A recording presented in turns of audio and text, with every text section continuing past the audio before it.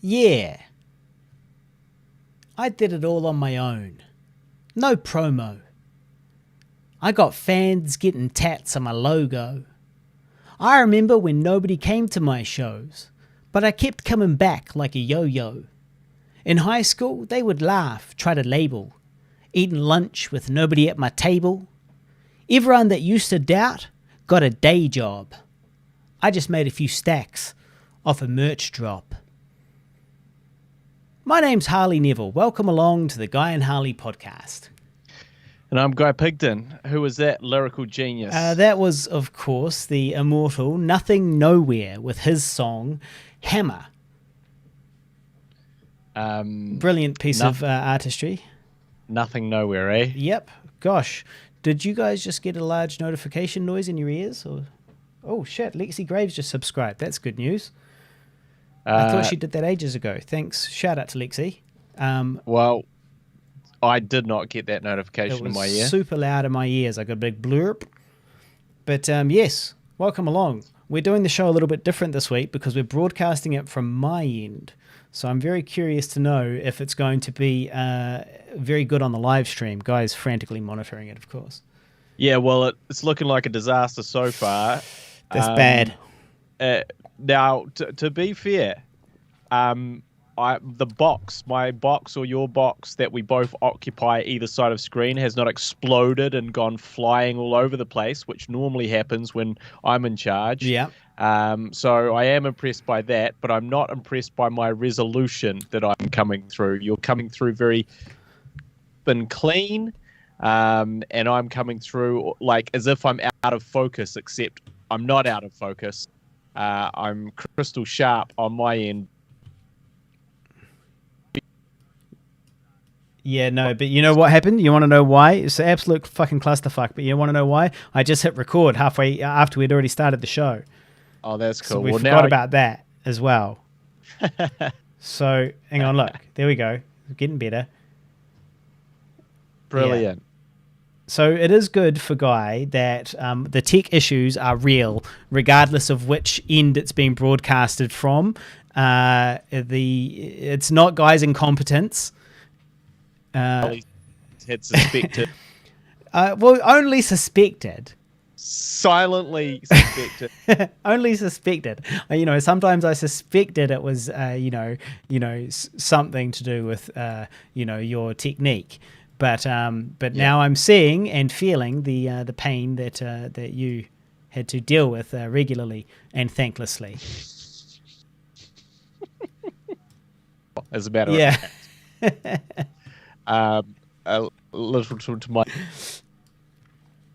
PC up. We started doing this on Harley's computer today to fire it up on my new PC. Yeah. I couldn't get the camera to work in OBS at the same time. It was another disastrous development in the PC-ness. The PC-ness debacle. Cool. Well, I am now seriously considering losing a considerable amount of money and selling it and buying back that I should have bought in the first place. That's certainly now actually becoming quite a real consideration for me. Yeah. Well, I'm sure Tyler the VFX creator, 5150 listener, will have something to say about that. Well, hopefully, maybe he can coach me through this comedy of errors that's going on, but it's just so damn difficult to get anything done and to communicate between the two, and yes, it's not going well. But so that's just a little update. The PC failed once again to do what you would hope would be very easy. Well, so here we are. You've got to cut your losses, Guy. You got to cut your losses while you're horribly behind. Just cut your losses while you stand to lose between $500 and $1,000. Yeah. Well, look, as I had said, had you come to me first, I would have advised you, otherwise. Yeah. Well, I'm trying to show my mug to camera.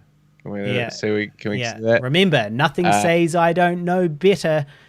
What? Oh. Remember, nothing says I don't know better than a smile. That's my life. That's what I do. Somebody asks me something I don't know, I say, I just smile, see if I get away with it. Look, to add to this comedy of errors that we mentioned, my mouse batteries are now dying. So you just say what you were going to say. I'm going to grab these batteries. Well, over scrubbing through pornography will have that. So essentially, what happens is when you look up too much porn and you're using the scroll reel too passionately, scrolling, your batteries diminish on the mouse, and subsequently Harley's battery prior to this was drained significantly from his incessant porn watching. Yeah, my incessant porn watching, hour after hour, and that's where we are day now. after day. Now he's going to have to plug it in week after week. So apologies that we didn't quite make it last week. Harley was busy on Thursday. To be honest, if we do another one on Thursday, then we haven't missed a show. This one's just delayed. We didn't miss last week. This is last week's show, but it's this week. I don't hold out too much hope that we'll do another one in 2 days' time. I'm definitely not very optimistic that is going to happen. Yeah. Mainly because we'll have nothing to fucking talk about. Oh, absolutely. I mean, it's been 2 weeks. I've still got nothing to talk about. It's been 2 weeks and you don't have any topic. Well, that's the thing in the post-COVID world. Everything's happening, but nothing's happening. Well, a huge blow to your right has been dealt to you. Yeah. Giant blow in our referendum, which we did talk about last show. So they had two things that you could also vote on when you went to vote and vote people in, and that was assisted dying, assisted killing people, and cannabis reform, meaning that it was going to become easier and less and more legal to smoke it in more different scenarios and ways than it currently is now. And the assisted dying got let through. So, on my deathbed, I can say, I'm ready to go now, boss. And someone will pull the plug for me. That'll be me. That'll be me. I'll be there. No one will get. I'll be there and I'll pull the plug for you. Thank you. I'll be like,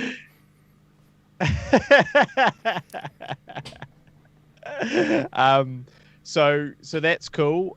So that's good. But then conversely, the other thing, which was the weed reform, which was basically going to make weed.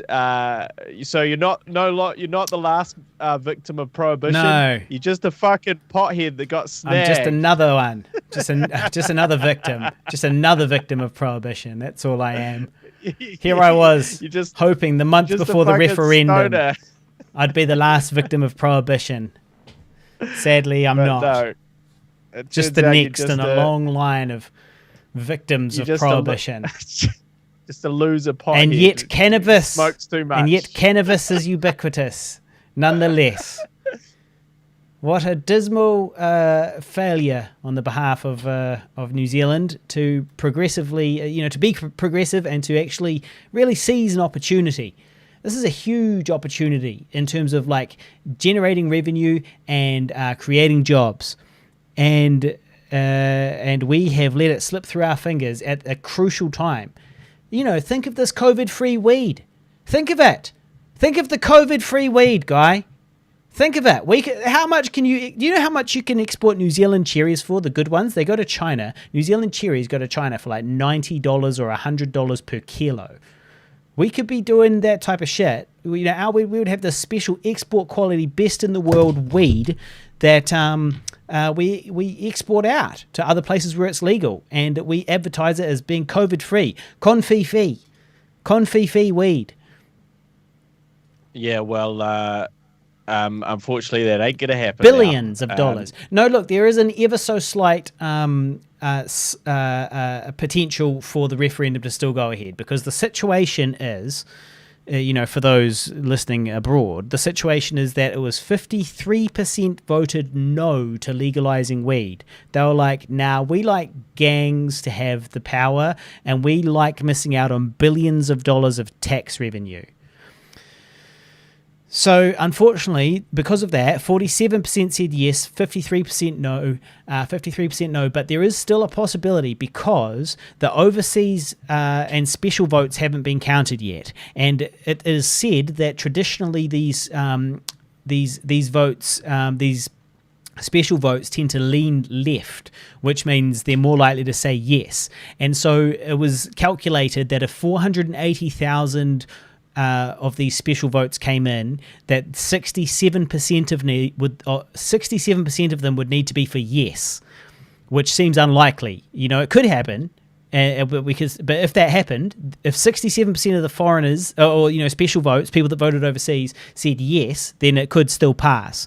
Or the other variable is that we're only speculating that there's 480,000 special votes, but there could actually be hundreds of thousands more, because this year there's already been a bigger turnout of voters and that type of thing, and it's already happened in the past where people have speculated the number of special votes and then it's turned out to be hundreds of thousands more, and then obviously that means a smaller percentage of them need to vote yes. Well, who fucked this all up, don't you? You know whose fault this is? Well, I think it's... are we going to blame Jacinda Ardern? No, because if she had come out and said, because obviously she was voting yes, everyone knew she was voting yes, but she didn't come out before the thing and say yes, I am voting yes publicly. She could have. She was asked about it, and she got to play smart avoided ball. it exactly, and she's got to play smart ball. She's got to pander to the Conservatives a little. So she couldn't say it, but she probably could have said it and still would have won the election and the referendum would have passed. But she took the safe route. I'll tell you whose fault it is, Harley. Who? All the fucking lazy stoners who didn't get out and vote. All those fucking potheads smoking up in their fucking room that don't vote because they don't believe in fucking voting in elections, and I know a bunch of them, and they're all fucking baked out of their brains, complaining about it, and they didn't fucking vote because they didn't register because they're fucking lazy potheads. Yeah. They're the architects of their own demise. I feel like that's a very. I feel like that's a very small, a very narrow, percentage of the voters. That's not the swing vote. That's like that was the swing vote. That's like a very small percentage of the voters. That was all you guys needed to push it over the line, but you fucking potheads, you just couldn't get up and fucking vote. And just for the record, I voted for, obviously, to legalize it. So I'm just condemning these fucking lazy stoners. Well, but that's ridiculous because I voted far earlier than you, and yet I am the one you are calling a stoner, you see? So I am a very proactive. No, you voted, so I'm not calling you a lazy stoner. Right. Okay, so that's a very specific, sliver of the voting body. Oh, mate, we're going to start polling some of these people. See who's pro weed but didn't vote. Yeah. I bet we'll stumble across. Well, there's rumors around that the gangs obviously voted no, because they don't, and of course they encouraged their friends and neighbors and so on to vote no, because obviously they lose out on a huge market, a huge tax-free market. We're talking about millions of dollars at stake here, or potentially more, and obviously that's a market that they control at the moment. And so why would they vote for the legalization of it? So that what happens? The government takes over, the price of it changes. They don't really get anything out of it. It's smart. Yeah. It's smart. There's politics at play here. There's politics at play. And speaking of politics, we're on the eve of the apocalypse. The one of the most momentous elections in history. Yes. The presidential election. Biden and Trump. Yeah. Tomorrow everyone's going to vote, and the votes are going to start being counted. Or tomorrow everyone's going to have finished voting, and those votes will begin to be counted. It's mayonnaise versus hot Cheetos. I think Biden's considerably better than Trump. Well, in a majority of ways. I agree, but from a marketing perspective, it's mayonnaise versus hot Cheetos, and that's not a great. I mean, mayonnaise is great, but it's not as like, it doesn't have the same pizzazz as hot Cheetos. Well, speaking of the election, you did put forth a post on Facebook, professing your support. A few crazies came out. I got deleted. I got deleted by somebody who wasn't friends with me. Out that okay. So my status. Okay, all right. Comment. All right. So the status is, because the election is tomorrow, right? And I was like, okay, how can I call myself a slacktivist if I haven't even posted about the American election? And of course, I've got 3,000 or 4,000 people or something on my Facebook, right? So you never know who I might actually influence. There might be somebody out there that was kind of like, could go either way. Then they're like, hey, this guy, Harley, I like his posts and he seems, pretty onto it usually. And today he says this, so I'm going to go with him. Maybe I'll make a difference in the world. It could fucking happen. It could happen. So anyway, I was down at the pub and I said... So that's what you did? I was down at the pub and I said, just in case any of my American friends were wondering who I think you should vote for. I think you should vote for Biden. The main reason you should vote against Trump, aside from the incompetence and the pussy grabbing and the racism and the laughable mishandling of the pandemic, the main reason I think it is because Trump is a climate change denier. But climate change is real. And it's going to kill your grandchildren. The leader of the largest economy in the world needs to comprehend climate change. Yeah. So that was my opinionated status on the eve of the apocalypse. When we find out it's just insane, isn't it? Such a circus, and we're watching it from the outside. I feel like George Carlin. He says that he said that he's an observer. That he used to care and that, he used to be an optimist and all that. But he's an observer now and he just passively observes the madness of the world and, takes no part of it. He did become a real grumpy prick there by the end, though, didn't he? God, it was... Oh, no. I loved it. I loved every word of it. It was so good. All he did is so good. Bitch about things. Oh, it was so good. It was the best bitching. The comedy... eroded into old man at a certain point. Carlin is brilliant. I disagree. We'll put that's that disgusting. right out there. Yeah. Carlin is brilliant and has some brilliant comedy and man, Nah, the last one I saw, I was like, yep, the man's still a genius. He's still a genius. He was taken too soon. It was a very sad episode of Who's Dead that however many years ago it was that he died.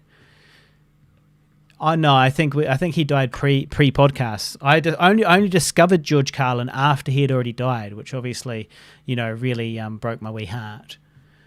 Yeah.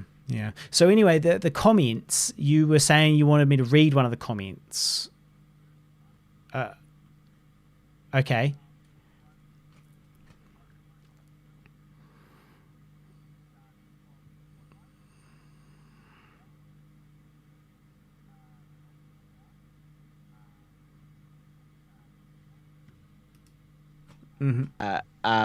Sort of. Yeah, it wasn't too abrasive. Well, I did say pussy grabbing. So away from your provoker. Yeah. That you sometimes do. So to me, this was the neutral, like. Yeah. I don't. Here are fences. Well. I'm just pointing out, the obvious. The bad... almost. The bad news is that his comments seem to have disappeared. Because it must be because he blocked me and deleted me or whatever. But I remember the gist of it, which was that I must be a pedophile or a moron. I'm either a pedophile. He goes, you're either a moron or a pedophile if you if you vote for, if you think that, yeah. That was the... And I was like, to paedophile straight to this. Straight away, right? It's like, it'd be a pedophile. I'm talking about climate change.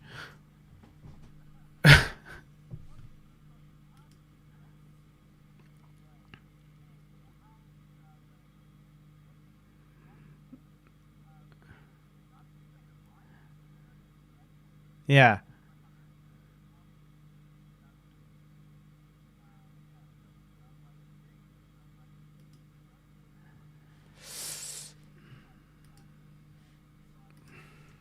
Subsequent to that. All right, hold that thought. Hold that thought, Guy, because you've died on the internet apparently. Yeah, hang on. I'm back. It's just a little lag. Yeah. Was it? Yeah. It's still. The question is the audio okay or not? Yeah, that's a good question.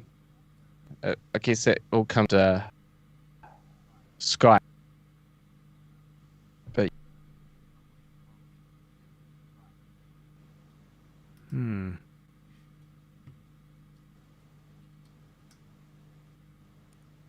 Everything after George Carlin was gone.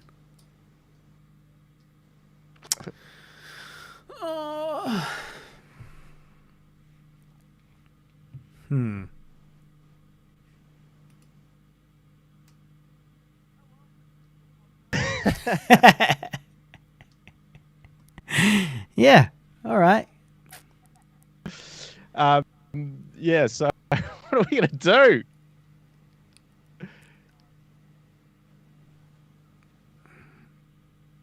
Well, I guess. I mean, we can't. We are still going. Is gonna work. Oh, right. I mean, yeah, it's true. At the end of the day, we are recording a podcast for the 5150 podcast listeners. Yeah. And you sound fine to me, which means that you should be coming through the Skype fine. Yeah. So... soldier on, shall we? Yeah. Soldier on for the other listeners. For the originals. Okay. The real listeners. The Jamie Oxleys cruising in the outback. The Wazzers on their way to work.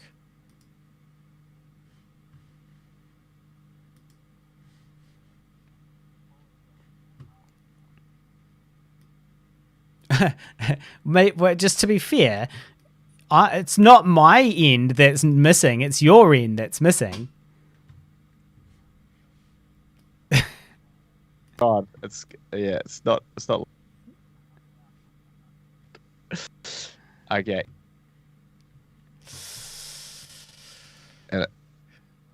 All right. Yeah. Well, she is a real listener, but she listens on the live stream as opposed to the podcast. The edited podcast, which has the sound effects and the intro and the outro and all the, the brilliance of editing in little sound bites from Christian Bale. And I cut out some of the ums and the ahs occasionally when you go, or actually both of us go, halfway through sentences. Sometimes I cut those out for the benefit of the listeners. Well, I guess we will just have to see how that keeps going. But speaking of the election, it is madness over there. Yes. We do want to give a shout out to American listeners who, they're talking about.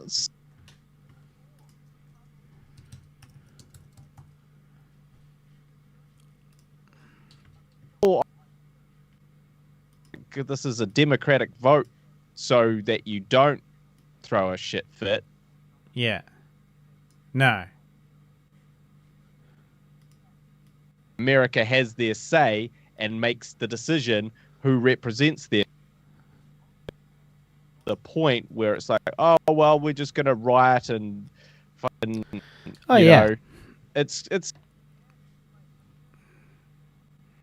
this year, 2020, and the outside looking in, been a really like watching. Oh, I don't know. I guess the destruction of a great country, the decline of a civilization, like the fall of Rome. That's what it looks like. It I does. imagine. Yeah. Because things kind of just get crazier and crazier. The reactions more and more extreme. The rioting, the racism, and everything that comes along with all of that stuff, and but then it kind of escalates. It just keeps going up a level. Yeah. And it just, from you guys. Oh yeah. No, this is. Need to smoke some weed. Y'all need to smoke some weed. Yeah. Well. If you look to medieval history, right? Oh boy! You're gonna see, a recurring theme of empires crumbling. You see, and what often happens is these big empires get so big, and they have so many different territories that are actually individual countries of their own that have then fallen under the banner of this nation, whatever it happens to be, whatever this empire is. But then eventually the tension causes all of these, parts to fall apart and, start battling and so on. And eventually the union falls apart.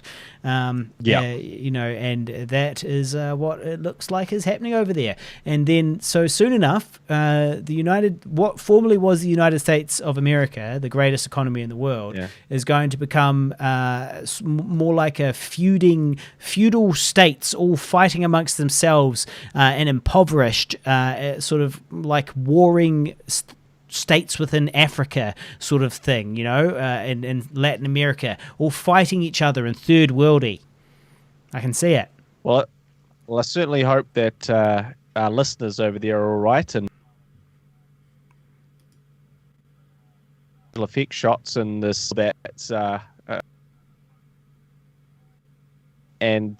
everyone is going to be safe over there, because we know, that's the thing, is what we see,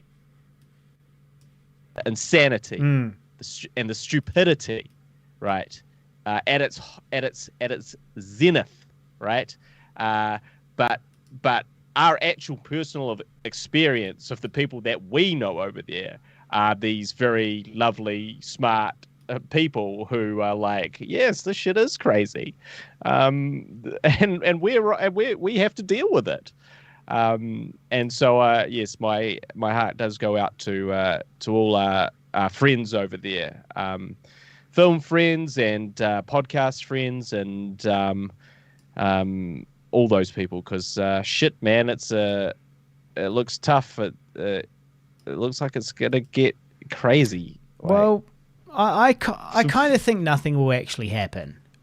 Let's hope. Like if Biden gets in, I kind of think nothing will happen, because at the end of the day, the military is the military, and the military answers to whoever's in charge. That's kind of one of the rules. And so they do. And basically, I think that the military is going to do what the government says to do. I don't see the military siding with Trump and his rebels and racists, so it's like, okay, So which side is the American military going to be on?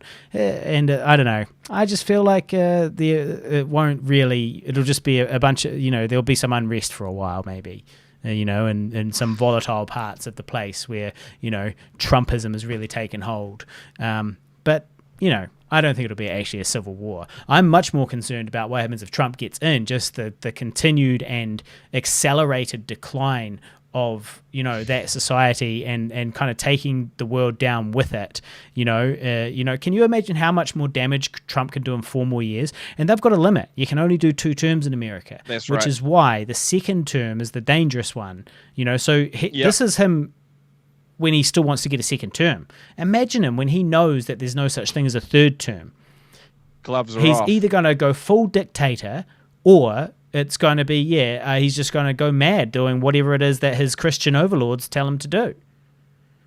Well, I'm just, I guess I'm also worried. Well, I'm worried about a lot of things, but this whole concept of him not stepping down, right? Yeah. If he's voted out. See, I don't mind that because I reckon they'll kick his damn ass. Well, hopefully we can. I think the issue though is for Trump essentially it's survival, right? Because essentially he's going to jail. Yeah, he's buying himself 4 more years to kind of wrangle out of like, for instance, probably a substantial amount of tax evasion and fraud. They're not going to put the president in jail for that. But they are going to put the former president in jail for that. And so for him, it's like, I can buy myself 4 more years of time, of freedom, of lawyers, of ways to kind of wriggle out of that. Getting pissed on by Russian hookers. Yeah, whereas if he doesn't have that, probably the walls are going to close quickly. Because essentially he's had a free pass over a lot of his improprieties, through the course of his presidency, because he's the president. And it's like, well, shit, it's really hard to ping the president. But I'm sure that he is aware of that. So, the ration in that, what's better, me going to jail or me causing a civil war? Civil war, please. I choose civil war. I'm a rich little shit who's never had to face the repercussions of anything I've ever done. So I choose civil war over me being held accountable for my actions. 100%. The rich person way out. Yeah. But yes, man, I can't believe how little taxes he's paid. It's what a piece of shit. I hate people that are against paying their taxes. I'm like, just pay. I don't even care. Like, I pay the taxes kind of happily. I don't even think of it as my money. I'm like, oh, yep, sweet as 20% or whatever goes to them. Yep. Cool, whatever. Like, I do enjoy walking on the road. I do have fucking water in my house. I do know that when I break my leg, I can go to the hospital. Toilet facilities. Public toilet facilities. More your sewage system. Yeah, everything. It's all thanks to the taxes that we pay. And it's like, okay, cool. Well, I don't want to not be allowed to walk on the footpath, so I'd better pay my damn taxes. You fucking cheapskates, pay your damn taxes. Who gives a shit? I did see that you also got roped in online to a conversation with some far right rich guy. Oh yeah, that we're both friends with. Yeah.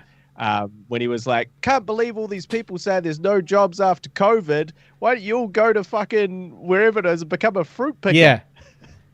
He's like, it's unbelievable. There's all these jobs and no one wants to take them. And it's like, you mean no one wants to quit their actual profession to get paid fucking, very little to work 12 hours a day picking fucking fruit in a different city?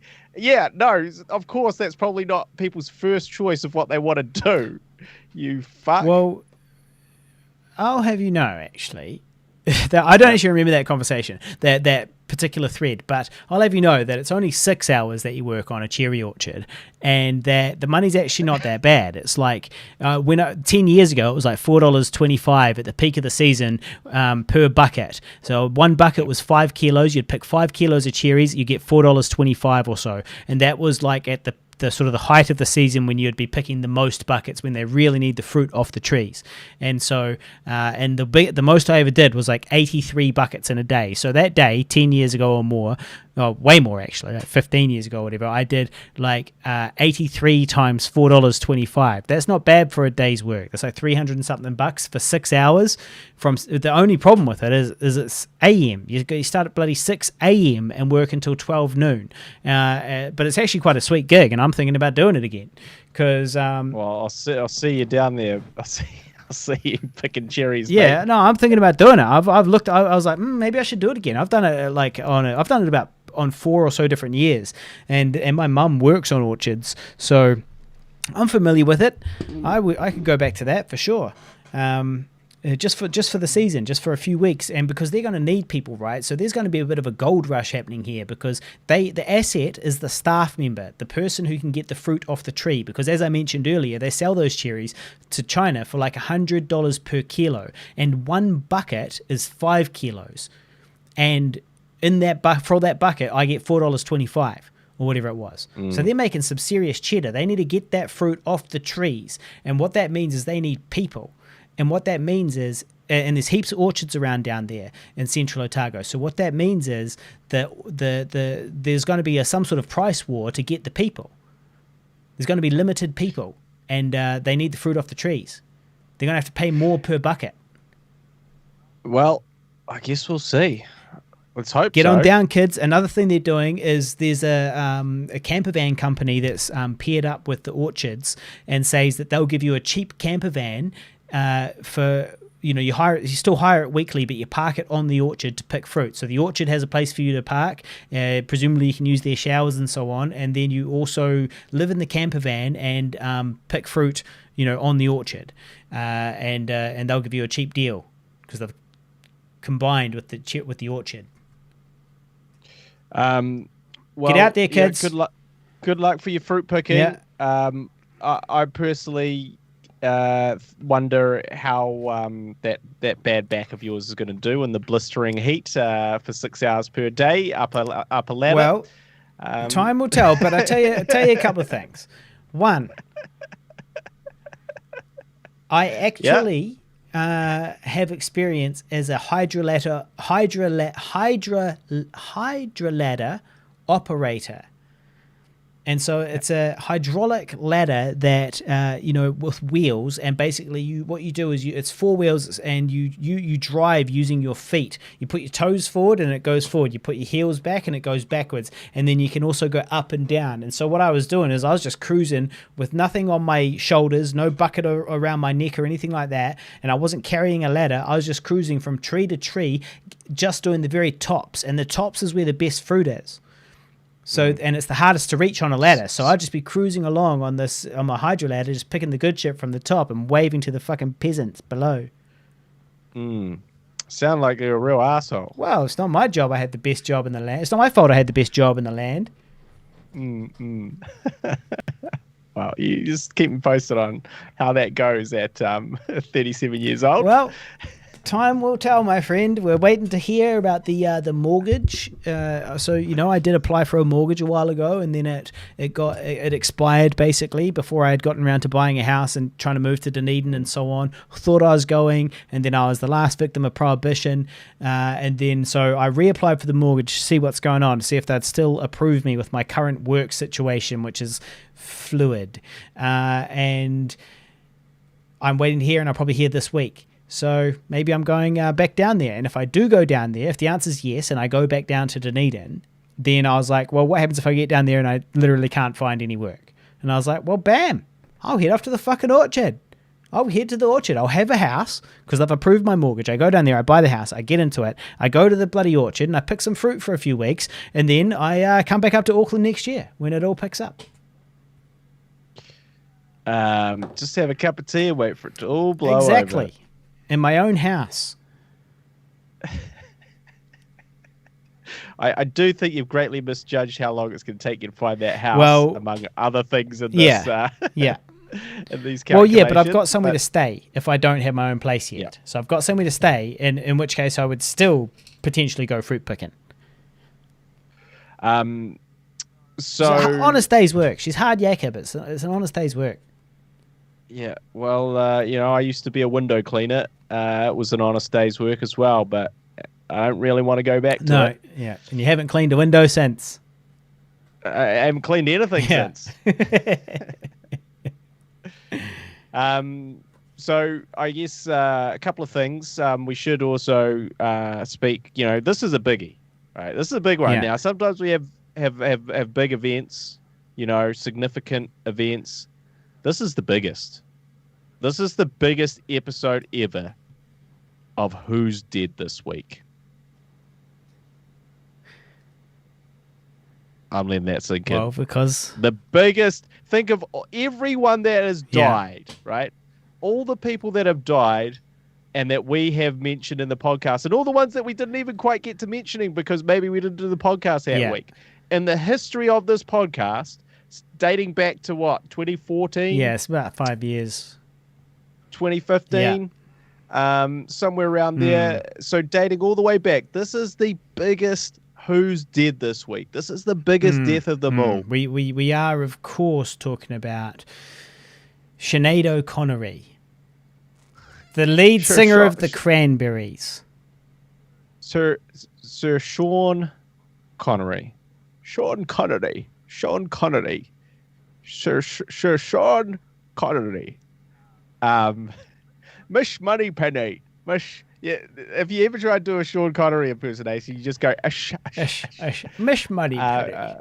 Mish Money. I need to hear some of it. I should have done some research. Nick used to do one. Yeah. Was it? Never underestimate your opponent. Never take what he has given you. That was his fucking favorite. Yeah, not bad. I don't even know what that's from. Yeah. But the anyway, Hunt for Red Sean October. Connery. Yep, Hunt for Red October. So many films. James Bond, obviously the original James Bond. Sean Connery died at the age of 90 the other day, asleep, died in his sleep in his home in the Bahamas. 90 years old, 90 years young. Icon, acting icon, legend. You know, one of the big ones, you know, one of the big ones. Not just he did some things. It was kind of cool. This was the dude. Yeah. One of my dad's favorite actors as well. And you know, I think this, I don't know, it's sad obviously that he's died. I mean, he did live a long and prosperous life, and contributed greatly to his profession, which are all good things, great things. But I also think it's particularly sad that he'd been retired for 17 years. So the last film that he made was The League of Extraordinary Gentlemen, which I don't know if you remember, I did see but it was not amazing. It was fair to say it was not amazing, and apparently it wasn't terrible. It wasn't terrible. It was just so middle of the road. But he apparently found the experience on that film so distasteful. There's like, fuck it, fuck films. I'm done with it. Eventually, retired. You have enough, right? I'm just not filming. I'm not doing any more films. I don't care.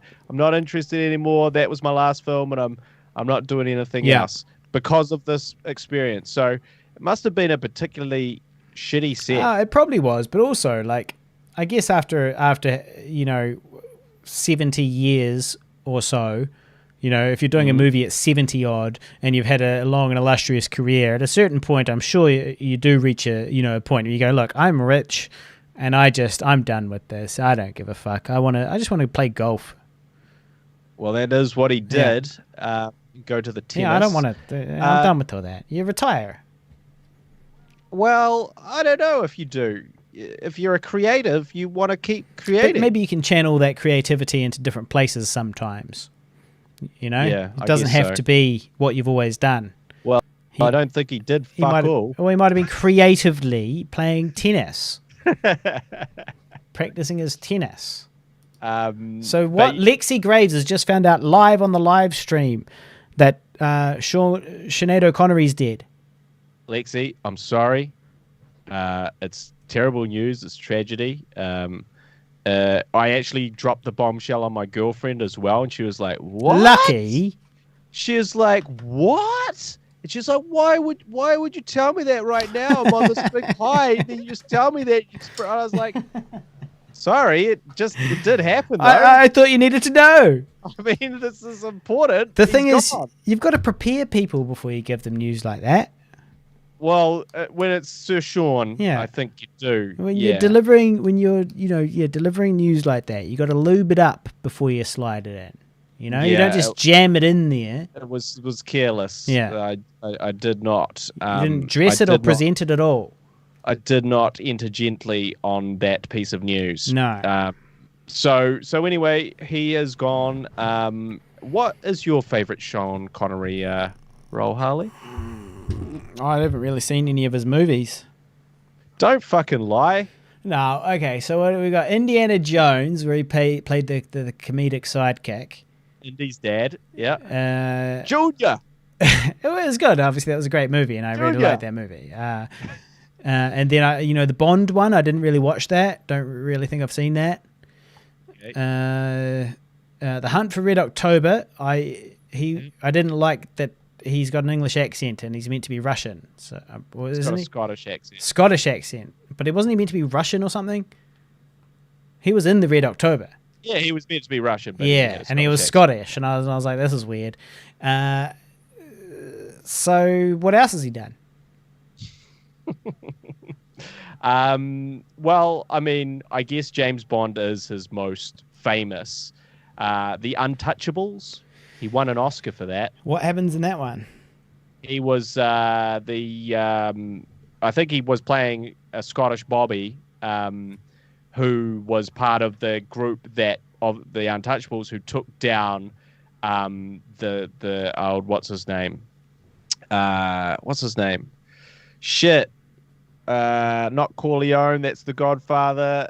Al Capone. He was part of the team that were trying to bring down Al Capone. All right. Robert De Niro is Al Capone there. And I haven't seen it, sadly. Brian De Palma directed. Great film. Cool film. Awesome film. Definitely worth a watch. Yes, Hunt for Red October. The other ones that I want to throw out there, and a very long time ago we did briefly mention this, but he was in a film called Zardoz, famously, where he wore a mankini. Yeah, I have seen the mankini. I haven't seen the film, obviously, but I have seen the mankini. Red mankini. And everyone was like, what the fuck is going on here? Well, that's one of my dad's favorite films. And I remember him showing me, he was like, wow, you've got to see this Zardoz. And I was like, well, it's got Sean Connery in it, so it must be pretty good. And then, in comes Sean Connery racing along the beach on a horse in his mankini, and I'm like, I'm not really sure what I've signed up for here. Yeah. And also, I believe he's chasing a woman to rape her or something like that. That's like how the film opens. And it's sort of but it gets more and more interesting from there. There's also a section where he goes in. He's basically being captured by a psychic sheet, which appears to just be a bed sheet that's been put over him and the camera, and then he's tripping out under this bed sheet. It was meant to be a sort of a special effect. It's a hilarious film of its time. Yeah. Which had like lots of way out there ideas. So by the sounds of it, but definitely worth a watch. Indiana Jones, it was his best role. No, I'm actually going to bring in a couple. James Bond was probably. Sorry, that was his biggest and best role. Sorry. Obviously, James Bond. Yeah. Sorry. But Indiana Jones. But I didn't see that. Indiana Jones is probably my favorite role. Zardoz, as a curiosity, is well worth your time watching. Yeah. For the pure insanity of it. It's by John Borman, who directed Deliverance, and it was the film that he did after Deliverance. It's basically every super successful director who makes like a huge hit film, their next film is their passion project. And normally it's shit. It's maybe not shit, but it's like wacky and fucking out there. Yeah. Because they've got the freedom to actually express themselves. And so you end up with lots of crazy ones, but again, definitely worth watching. So anyway, Zardoz, Mankini Zardoz, definitely check that out. There's a lot of stuff going on there. There's a crazy twist involving the title Zardoz. I'll say no more. I think we've actually talked about it on a podcast before. But anyway, it's got lots of interesting philosophical ideas. Actually, as a fucking nerd, Harley, you'd probably enjoy it. Yeah. It's got all sorts of shit, like Socrates' cave and all that shit. Yeah, you mean Plato's cave. Plato's cave, yeah. It's got all those kind of concepts which might have been written by Socrates. Or something. Like, there's definitely like a lot of the sort of layers going on, but it's like one of those things with lots of interesting ideas that doesn't quite come together, and you can never take it seriously because here Sean Connery is, wearing a mankini, and so because of that, you can never really get past that and the psychic bed sheet that is making him trip balls is just comical that you kind of like whatever. I also recommend the director's commentary of him, John Borman, looking back at this and going, yeah, a couple of these ideas I'm not so sure about now in retrospect. But yeah, check it out, Zardoz. But the other film of Sean Connery's that I recommend that's a little-known film, Outland. So it's a science fiction film about Sean Connery out in this mining colony. Sean Connery in a mining colony.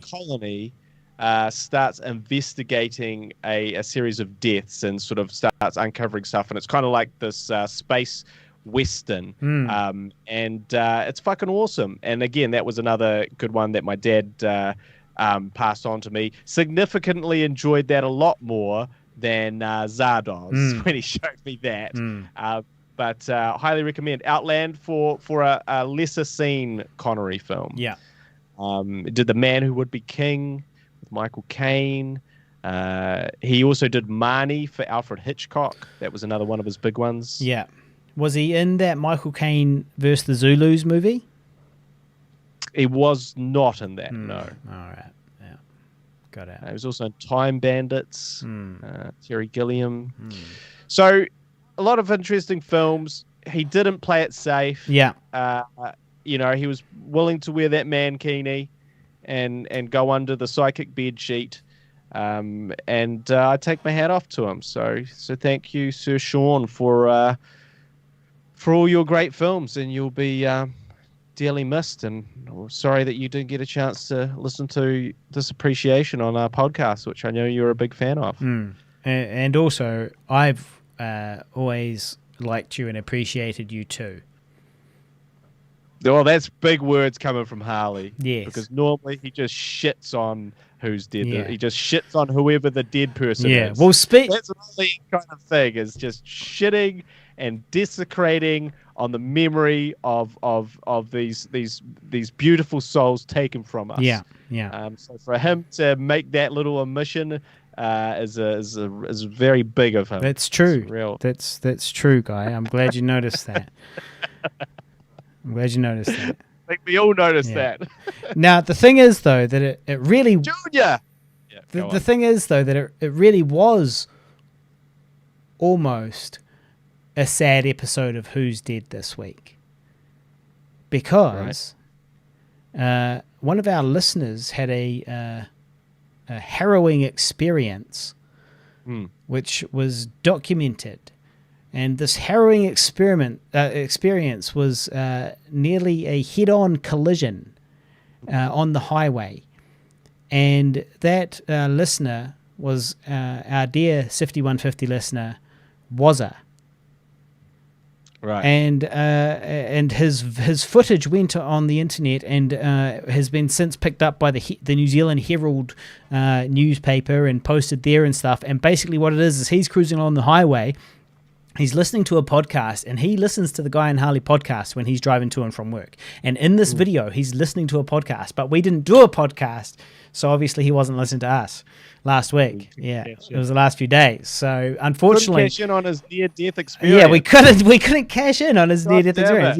Yeah. So unfortunately, the audio is a podcast, but it's not the Guy and Harley podcast. But so he's driving to work or from work or whatever, and he crosses a wee bridge, and this is a highway, so the speed limit's presumably about 100 ish, and somebody on the other side crosses the center line in order to overtake on this, like just before this bridge, and he has to pull over and brake, and the oncoming car misses him by like 30 centimeters type thing.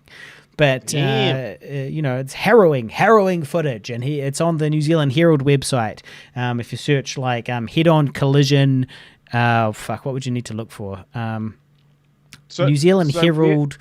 Where was he driving? So somewhere just on his to work, just somewhere on his way to or from work here in Auckland, and it was on the New Zealand Herald the other day, the footage is there. We'll see if we can post it on the Facebook page, facebook.com/Guy and Harley, and so he's trying to get the figure out the number plate from the footage, but it's all happening so fast that you don't know if you can actually get the number plate or not. But it has been forwarded along and passed along to the police. So there you go. So stay safe out there, Wazza. and everybody else. And be careful, there's fucking lunatics everywhere. They're fucking everywhere. Glad that nothing too bad happened, was it? So I'm glad you made it out. What was he recording? So he just has a dash cam that records. Yeah. That's a thing nowadays for insurance purposes. Yeah. That's a thing. Yep. And so people just put a cam on the front. I mean, I'd love to have one. I just kind of just never bother investing in it. But actually, I think it's a good idea to have one. The problem with having a dash cam is that not only does it catch people crashing into you and doing bad things, it also incriminates every piece of bad driving you do. So if you have a crash, you're definitely getting caught. Because it's all documented. You've documented it for them. It's your fault. There's absolutely no getting out of that. It's true. Yeah. So it's a double-edged sword, that one. But anyway, he's got one. He's got one. And so that video's out there now, and I'm sure it's going viral. Shout out Wazza. So something that I've been sort of chipping away at is Stay at Home. Yeah. The new short film shot in Auckland's or New Zealand's first level 4 lockdown back in April. So that is chipping away. We've just confirmed our good friend Mike J. Newport, composer, has signed on. I saw him recently. He's signed on to be the composer. He's signed on without even looking at the short, because that's how much he believes in our talent. That's the trust that he has. It's nothing to do with the fact that we're very good friends, and he feels an obligation, and he would feel very bad to turn down his loser director. Well, to be fair, Guy, he's turned you down several times. He turned you down multiple I believe times. He turned you down for a very major project of ours that just came out recently. He did turn me down for Older. I asked him to compose that, and that was a negatory on that one. Matt Caritas stepped in and did an amazing job, along with Sam Geddes. So those two ended up composing, and they were amazing. But it's true that we established new Mike. Relationships. And he told me to hit the bricks on that one. And there may be something else that I also asked him to do. I feel like that's not the only thing that maybe Harrow. Oh no, that didn't have a soundtrack. No, there's no music. There's no music for that one. Found footage. But there could be one other project. But this is, a spiritual sequel to No Caller ID, our horror short.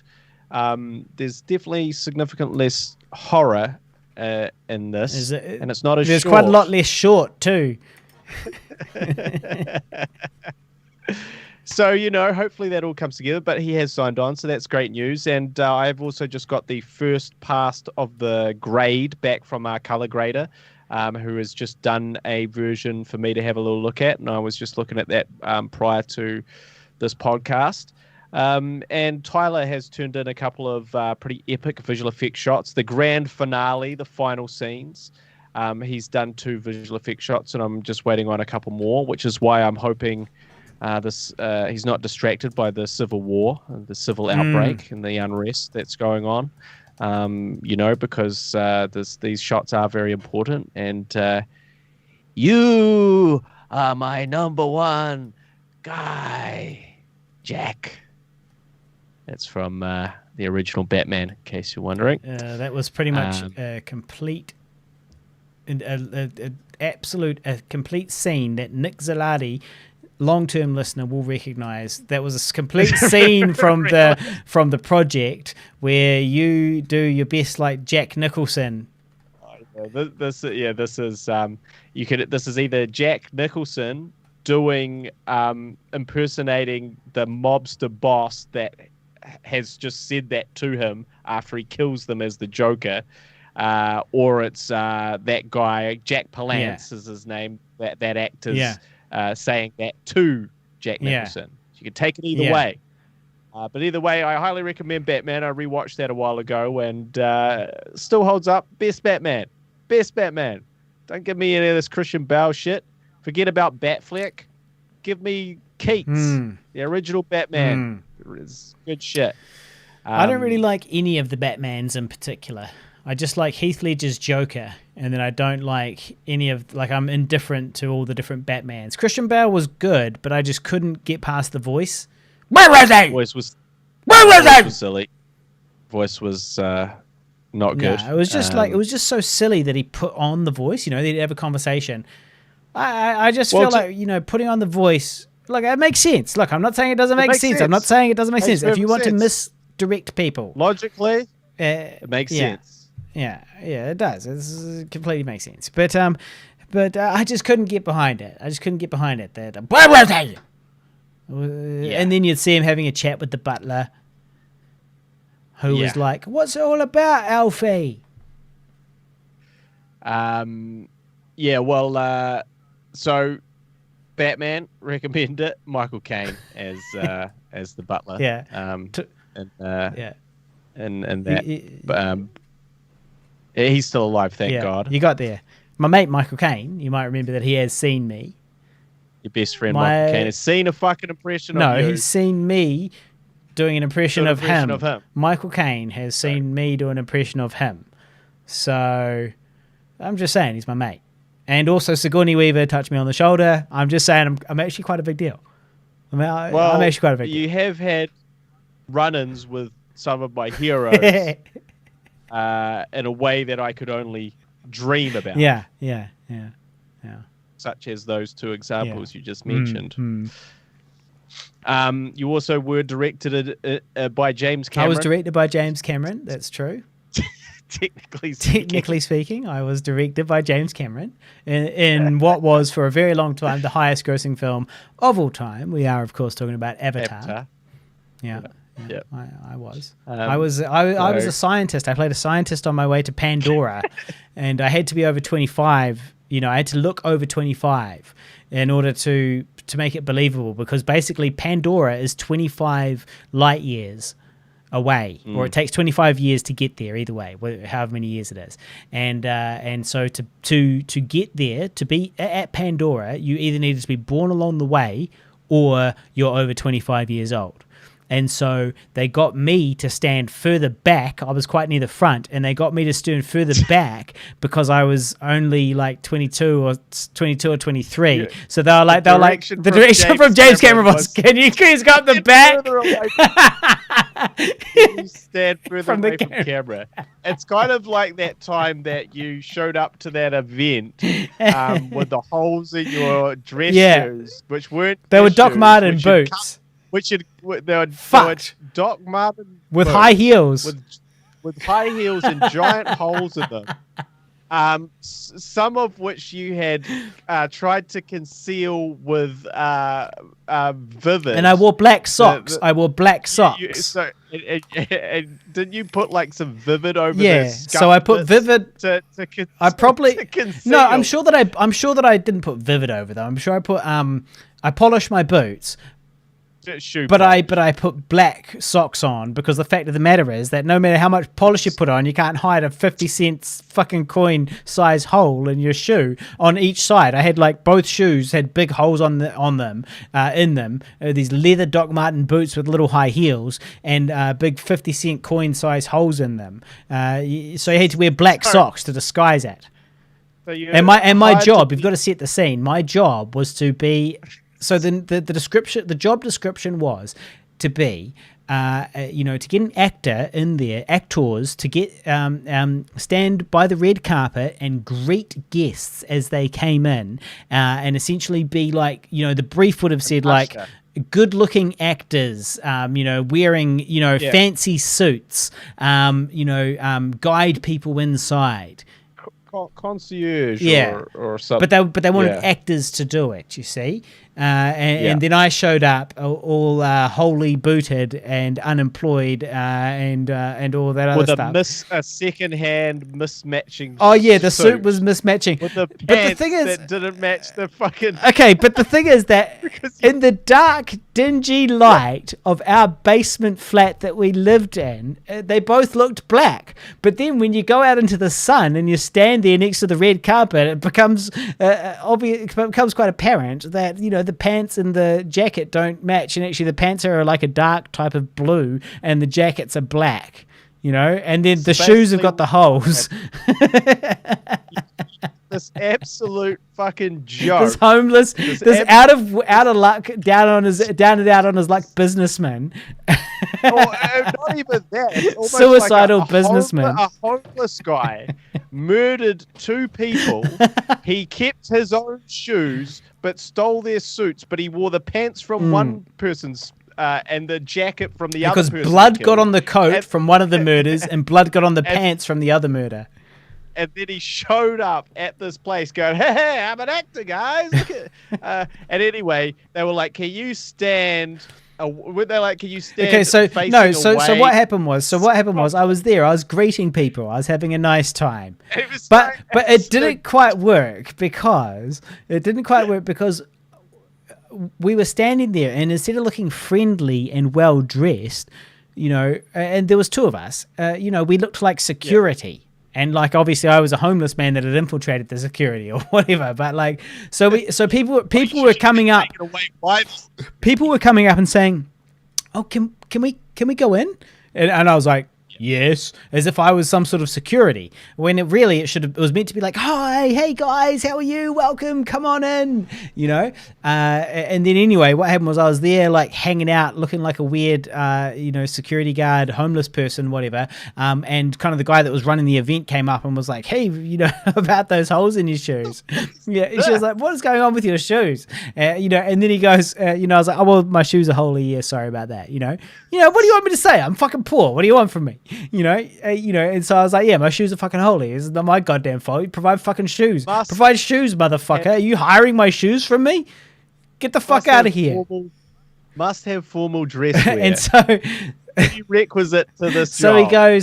he goes, okay, well shit, the boss is coming soon. You know, can you please like just turn around and face the other way?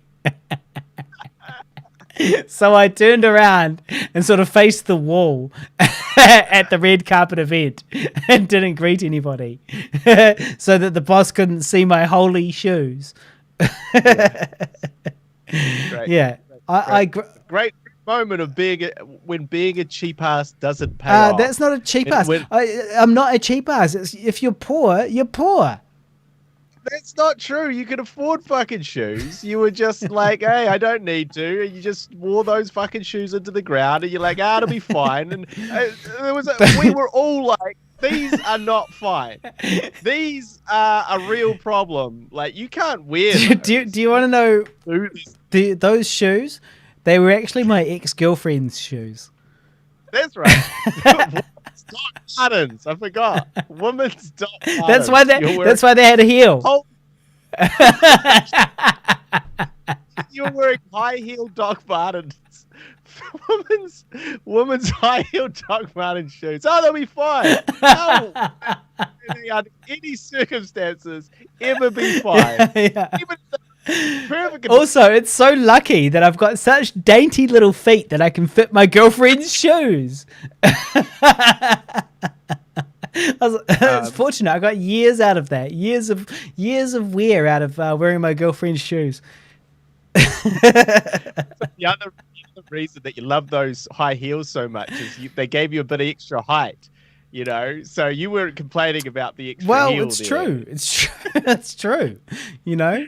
They were your Tom Cruise shoes. If Tom Cruise was a fucking hobo. Well, yeah. I actually watched that Tom Cruise movie about autism.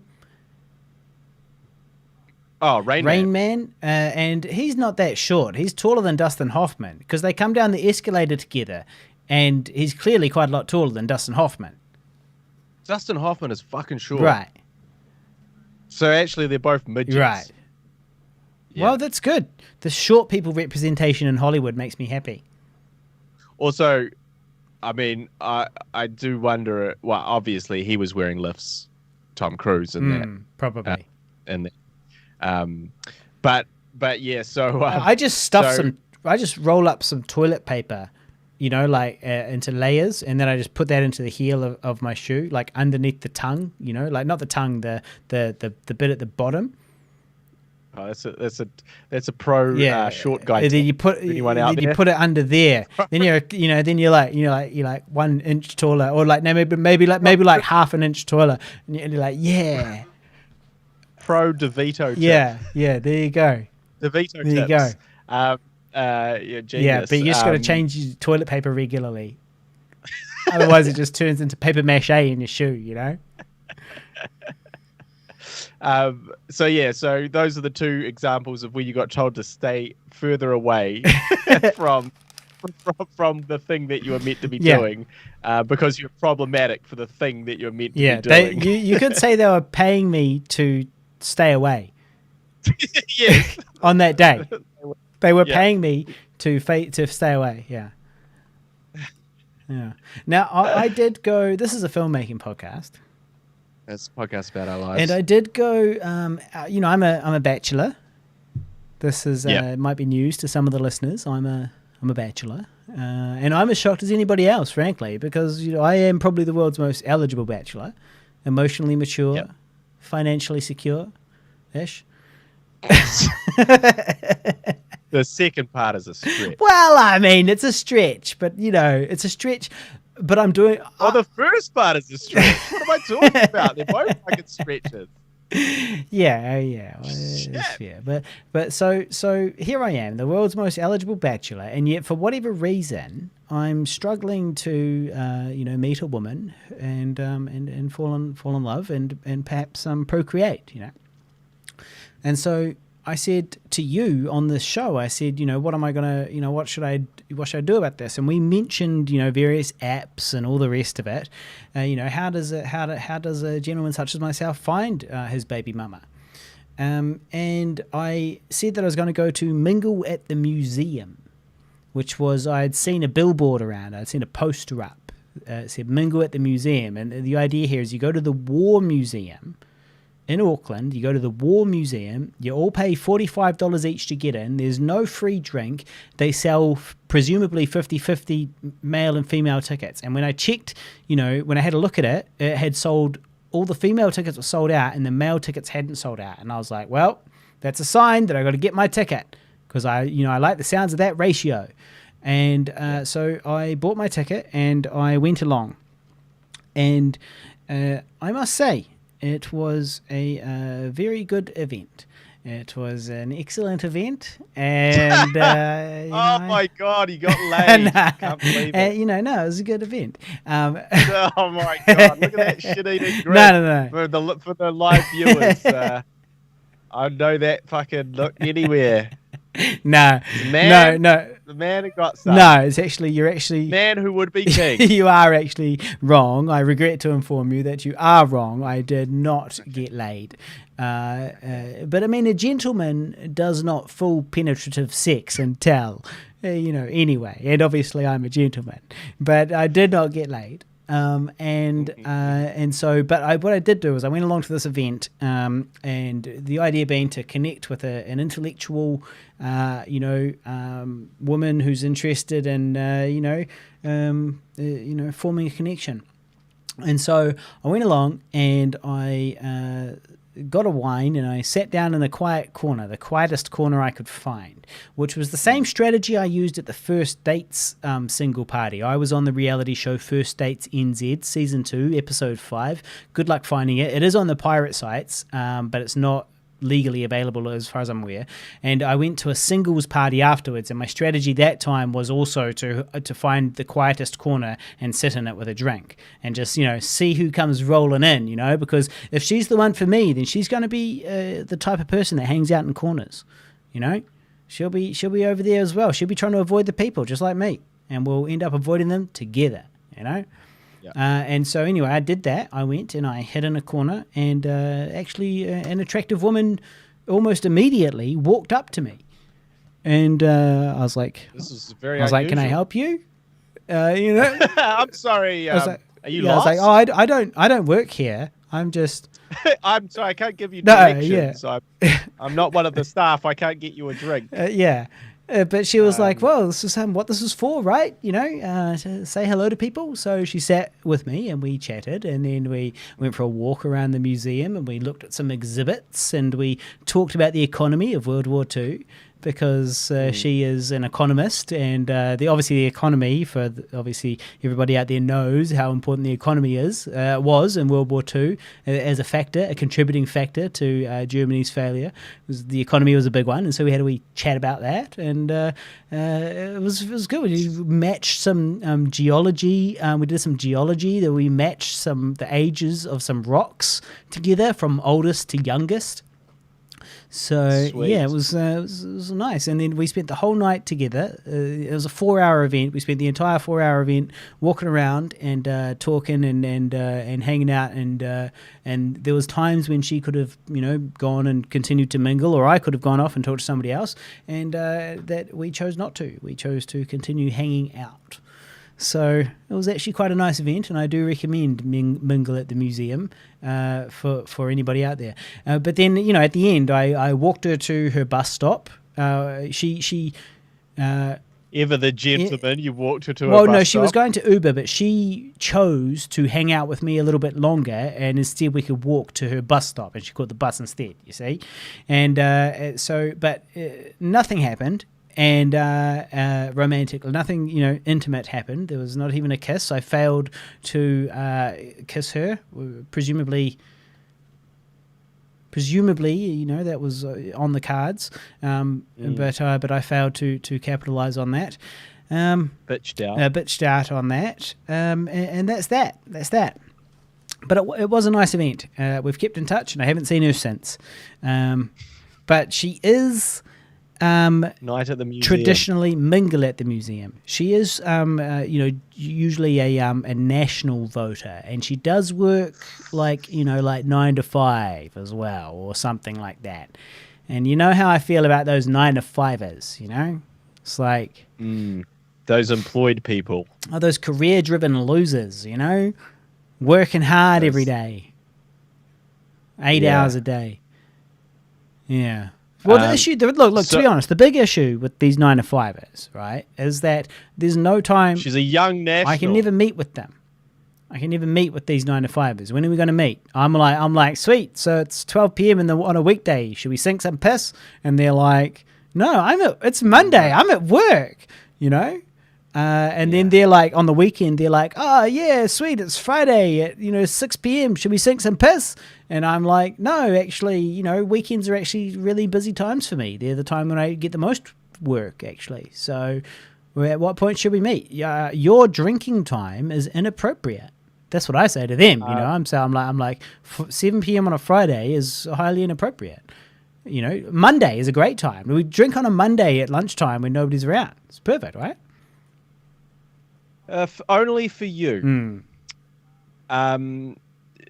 So, are you going to meet back up with this Judith Collins lover? Well, time will tell. Time will tell. I guess time will tell. Speaking of Judith Collins, yep. Well, a while ago I did suggest on the podcast that I had been having an affair with Jacinda Ardern. Yeah. Yeah. Now, yours. I've got a confession. Okay. It's not true. Right. I've actually been having an affair with Judith Collins. And that's where I got all of my information from. Kind of a step down there. Well, in terms of affairs that you could be having, you've gone from the sexy prime minister to the old bulldog of the far right, who hates poor and fat people, despite not being particularly thin herself. No. One of the most, face like a dropped pie. Oh yeah, like a sack of screwdrivers. So you've really this shocking revelation, this confession, has really I think probably lowered people's opinion of you in their eyes. Yeah. You know, substantially. Yeah, well, that's why I did it. It was an exaggeration, you know? Like, You wanted to say the good thing. I wanted to say that I was sleeping with one of the, the leaders of New Zealand, and so on. And beautiful. Yeah, but, I exaggerated. And I apologize to the listeners. Okay, so the reality is you're sleeping with Judith Collins. Yeah. And she's been whispering sweet bullshit in my ears. Yeah, sweet bullshit. Well, you also said that Auntie Cindy was going to be breaking up with Clark Gayford. Well, his name is Gay Clarkford, and yes, soon that's going to happen. That was going to happen after the Well, election. I might have been fed some misinformation by those right-wing national Judith. Judith. It's like Jesus and Judas. It's Harley and Judith. Yeah. So she's actually, maybe there's going to be no breakup there. Yeah, well, Auntie Cindy's relationship may be secure. Yeah, well, wasn't an affair with the nanny, and it wasn't an affair with Harley. Yeah, I'm sorry. I apologize, everybody. Sometimes I get carried away on the show. Let's exaggerate things. That really, I mean, you maintained that for a long period of time. Well, it was almost true. I was sleeping with one of the leaders of New Zealand. It's still impressive. Sleeping with Judith Collins is still impressive. I am in the halls of power. Like, I still have an ear in the halls of power in New Zealand, okay? Sure, it's not Jacinda, it's Judith. That's fine. Old fucking Bulldog Collins. Yeah, well... So what possessed you to be doing that? Like, really, what? I mean, because I get Jacinda. I think we all understand Jacinda, but really the soul Judith Collins is much more difficult to wrap your brain around. Well... For anyone that's seen her, we almost need to post a picture of her in the Guy and Harley podcast. Well, listen, Guy, I'm not quite as shallow as you. Okay, I can see the soul on the inside. Yeah, but for all intents and purposes, she appears to be a horrible person as well. She's terrible. Like the amount of stuff that you could just dig up if you just quickly Google some from her right now. Yeah. She sounds like an appalling human being. Judith Collins. Go and Google her to our international listeners. Judith Collins. She came across like a Disney villain. She's the leader of the opposition in New Zealand, and she came across as a Disney villain in the debates against Jacinda. Pre-election debates. It was just very Cruella de Vil. Totally Cruella de Vil. And I was like, who could possibly vote for this person? She's so obviously the bad guy. It's like so obvious that she's the bad guy. It's like, look at her face. Look at her evil cackling face. Her evil cackling Chucky doll face. Like, what Bride of Chucky face? As you thrust away with gay abandon. Well, look, I mean, a homie's got to eat, right? A homie's got to eat. We've said I'm unemployed, right? How do you think I'm just paying the bills? This internet ain't free. This camera ain't free. Got to pay the bills somehow. We appreciate your honesty and candor here on the podcast. So, well, glad we've established that. I do have a review, which is for the film Greyhound, which, of course, everybody out there knows is a Tom Hanks film set in World War II about a greyhound, which is a type of, that's what they called these types of boats that were like basically outlying boats that surrounded a convoy of supplies during World War II when they had to get from A to B. There would be these outlying kind of quick boats that would defend the perimeter that were called Greyhounds, and and it was quite a dangerous place to be, obviously, because you're kind of one of the first lines of defense. And so Tom Hanks plays a captain of one of these ships, and he's defending against a wolf pack of German U-boats. So about 7 or so German submarines that are trying to sink the convoy, and he's out there and he's in command of kind of the overall defense of that area. And it was good. It's a good film. It was worth watching. It seemed quite authentic. I had no issues with the authenticity of it. My only concerns were really based around the fact that it was quite, in my opinion, boring. It's quite a boring film. Your only criticism is it fails fundamentally in the one thing a film should not be. That's your only issue with it, is that critical flaw that makes it not a good film. Yeah. But other than that, it was good. Other than that, really good, except for that main thing that what gives you the reason to watch a film. It happens to not be. So that's my review of Greyhound. And then I also did want to update the listeners. There is a bit of exciting news because we all know what an amazing show Band of Brothers was, the miniseries Band of Brothers set during World War II, an exceptional piece of work produced by Tom Hanks and Steven Spielberg, and great stuff. They also made The Pacific, which was a sequel season to it. Not really a sequel, but sort of another story made by the same people. It wasn't quite as good as Band of Brothers, but it's still very, very good and very watchable. And now the exciting news is they are making a third installment. Again, follows different people, different setting, and this time it's focusing on the air war. So it's going to be bombers. It's going to be following crews of bombers, presumably American bombers, as they bomb either the Germans or the Japanese. I'm guessing the Germans. Well, that will be potentially quite interesting. I believe, again, many moons ago, we may have mentioned on the podcast that my grandfather fought in World War II, and he was part of the... he was a part of the... What are they called? In the air? Air Force? You just said... Yeah, he was part of the Air Force, and he was a gunner. He was a gunner in the Air Force there. So he served his country and got out alive, thank God, or otherwise I wouldn't be here recording this podcast. No. So that's my connection to that. So I will probably watch that with a more amount of interest than my regular apathy. What, towards just World War II things in general, or... Because what do you think of Band of Brothers? Did you watch it? Dipped in and out. Dipped in and out. Can't dip in and out. Dipped in and out. I watched it sort of by proxy. As fucking Rogan thrashed the fuck out of it at one point. And me, I thrashed it with him as well. I've seen that series probably more than any other series that I've seen. I've probably seen that series more than any other series, as in watching it start to finish, a complete series. I bought it. Yeah. I don't buy fucking DVDs. How long have you known me? How many DVDs have I bought?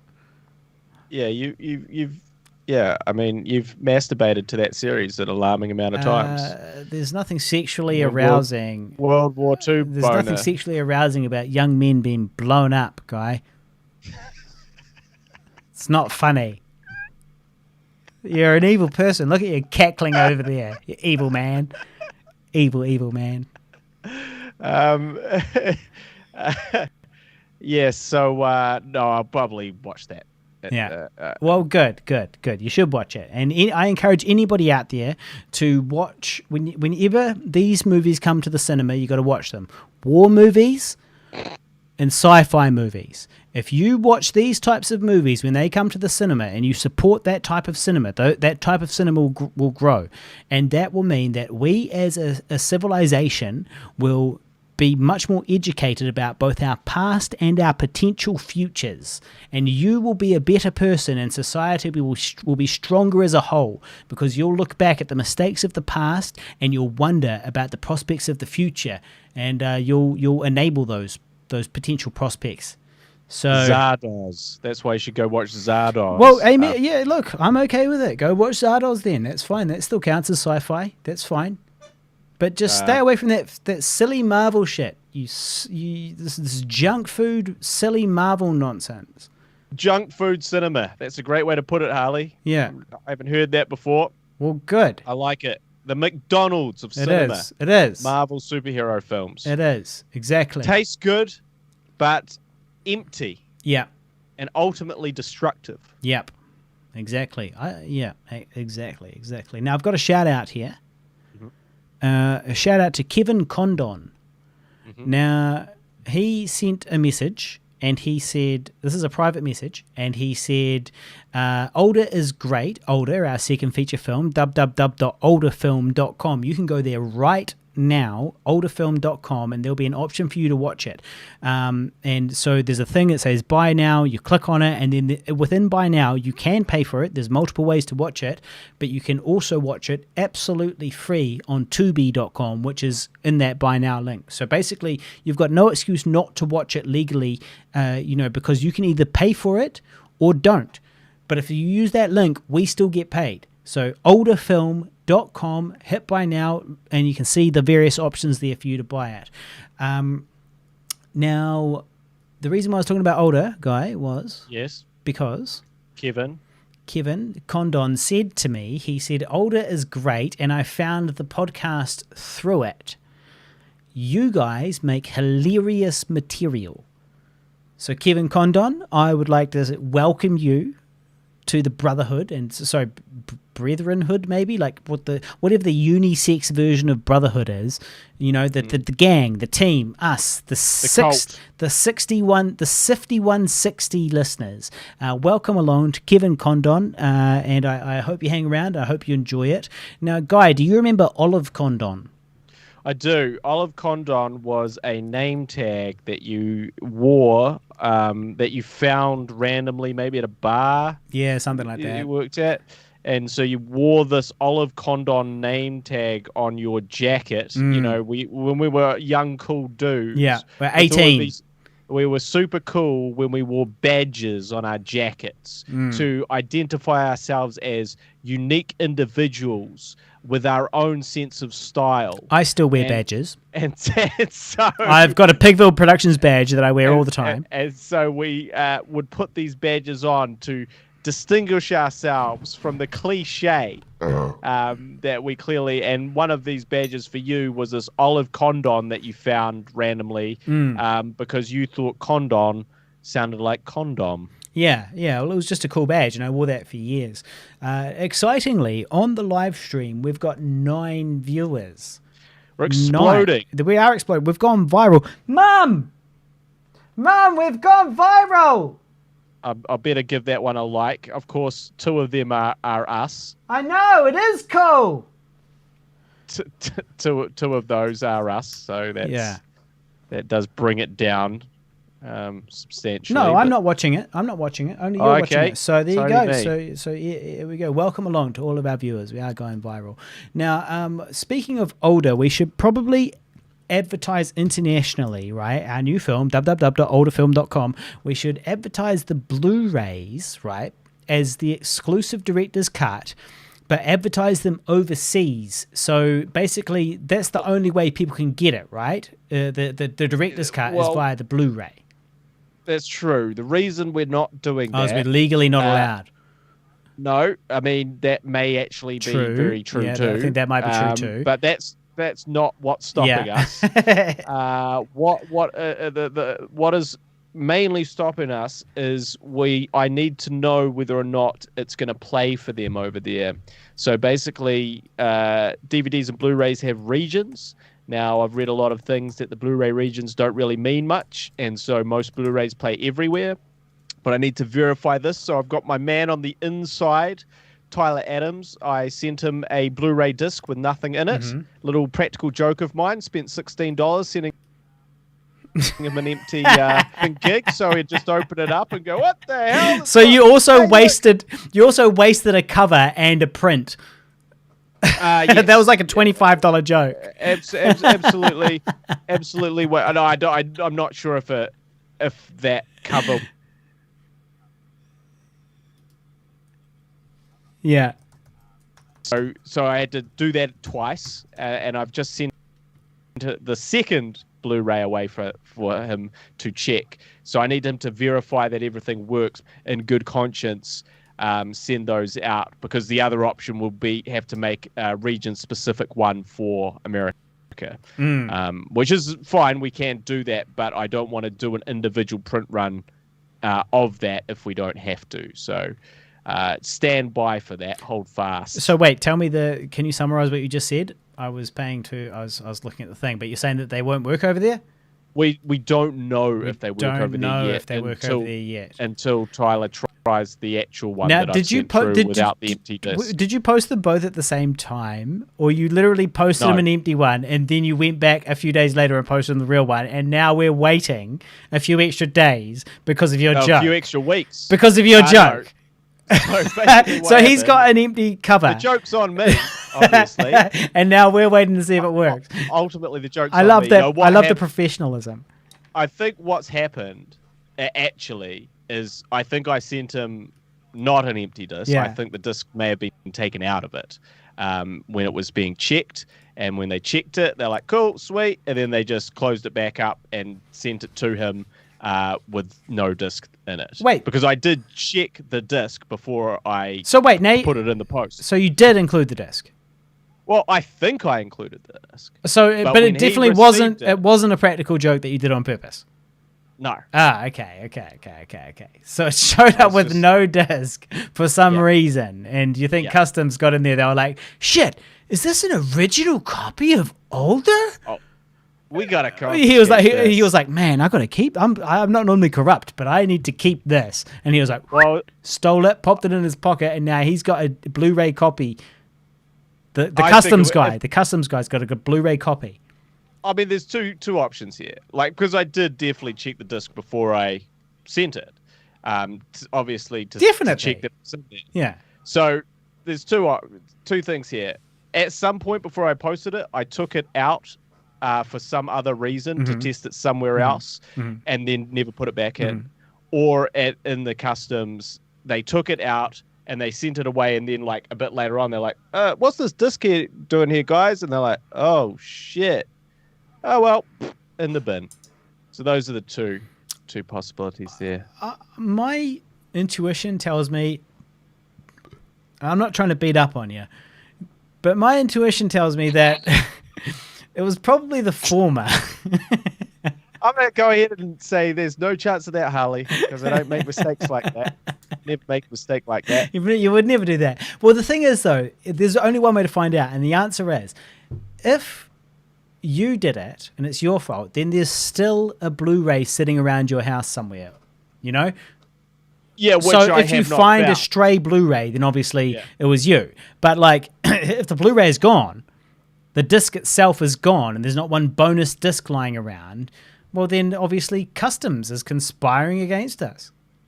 Yeah, I blame Customs. I blame Trump and all this interfering with the mail ballots. You know, they were like, let's just check and make sure this isn't a vote against Trump. And then they watched it and they were like, oh, it's a bit liberal and lefty. We're going to confiscate it anyway in case the recipient is not a Trump voter.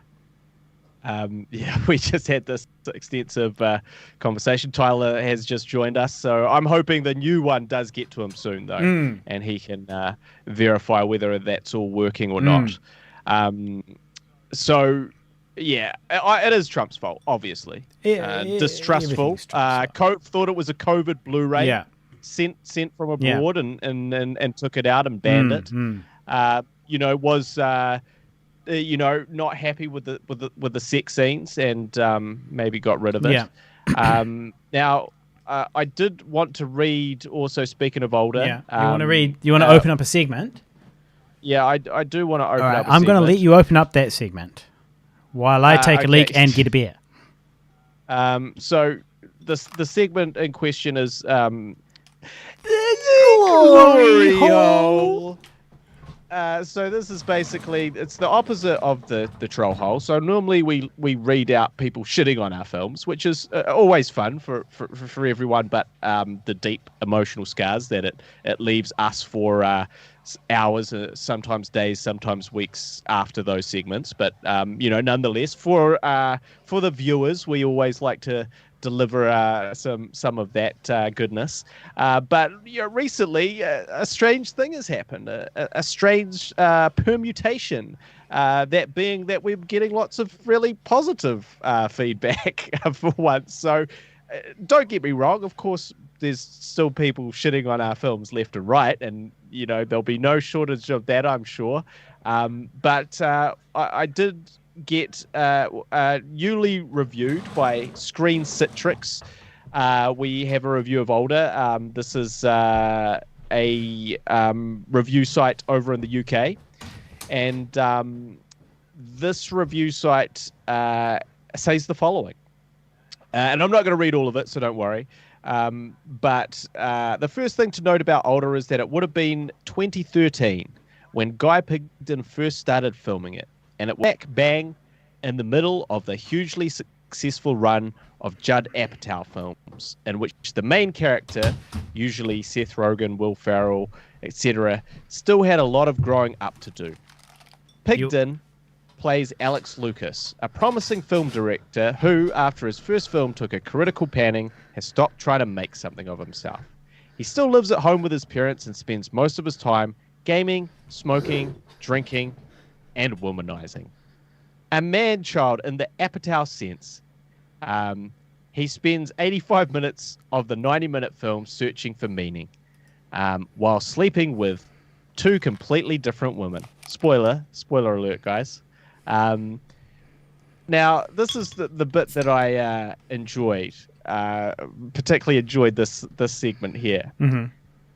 Pigden gives a really good performance as the directionless Alex, but because his character is handsome, very sure of himself, and actually quite good with women, we don't feel the same sort of love for him as we would for Apatow's losers. He doesn't have as much likability, and therefore garners less sympathy from the audience when things go wrong for him.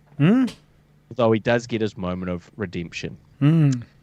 So what I liked about this is this bit here. Handsome, very sure of himself, and quite good with women. Yeah. Well, guess what, Joel, who's the reviewer? It's Jolly Mole, sorry, who's the reviewer. Yeah, way better. Guess what, Jolly? Real life called, and it wants to know where the fuck this review was for the last 20 years of my life. Because none of these things seem to ever come true.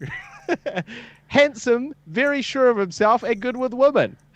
Only in the movies, my friend. Only in the movies. Yeah, no, I mean, I'd say you're handsome, sure of yourself, and all right with the women. Yeah, and these things are fair. These things are fair. These are fair. You know, I actually feel like Jolly Toilet's got a point, which is that I somewhat agree with that idea that Alex has less sympathy than Apatow's losers. He is just simply too handsome and likable and does, or not likable necessarily, but handsome and does fine with the ladies. I disagree. So, you disagree? Yeah. I strongly disagree. Strongly disagree. Because because you wrote it. Yeah. Fair enough. Fair enough. I think I see it. What was the star rating that they gave? 4 out of 5. All right. Look. I don't mind this person, Jolly Apatow. So my disagreement comes in the fact that in real life you're not necessarily like a bumbling, awkward, Apatow-esque person. Yeah. You're telling the story that's true to you. You're not necessarily trying to fit the cliche. Exactly. You're just a person. You're just a person. It's not your fault that you're handsome and it's not my fault that I'm handsome and I sleep with all these beautiful women. I mean, yeah. It's not your fault. That's your story. That's your cross to bear. That's your fucking cross to bear. I'm sorry if that is. Well, look, we're all different, and that's your life. People. Yeah, we're just people, and that's your life, and that doesn't mean your story's not worth telling. And that doesn't mean that I'm not struggling, or that exactly. This character's not struggling. Exactly. So yes, so my disagreement isn't actually in the sense that yes, you could absolutely have less sympathy for my character, but also that you shouldn't be looking to create a character just to garner sympathy, so that this would then fit better into the formula, shall we say. But yeah, 4 out of 5, so thank you very much. That's not bad. Jolly Mole. So that's our second review from the critics. Yep. So this was a critic review. Oh yeah, critic review, of course. All right. Are you going to share it on the Facebook page, facebook.com/Untitled Older the Movie, or facebook.com/Guy and Harley. We'll get round to that at some point. Yeah, we should definitely post it. Send it through to me and I'll post it. It's on my long list of things. I'm on the campaign trail. I'm on the older campaign trail. I will be appearing on a podcast on Sunday. Oh, yeah? Yeah, well, it's... Oh, yeah. Oh, yeah, I like it. Podcast. And yes, so that is... the podcast won't... It's not a live podcast, so I'm not sure when they're actually going to play it. Yeah. But talking about older, so we will share some links about that. Yeah. So that's cool, and that's the end of that segment, the glory hole. But yep, handsome, good with women, and there was something else there that I wish was truer in real life. Yeah. Handsome, good with women, and something else. But, like I said, what I need to do is I need to take that review with me and give it to women. Obviously not currently, because I'm very happy with my beautiful girlfriend. But should I ever become single or need to justify my existence, I need to kind of just parcel out this review and say, see what it says here? So how about it? This review must be true. Well, in showbiz-related news at the end of the glory hole, guess what, Guy?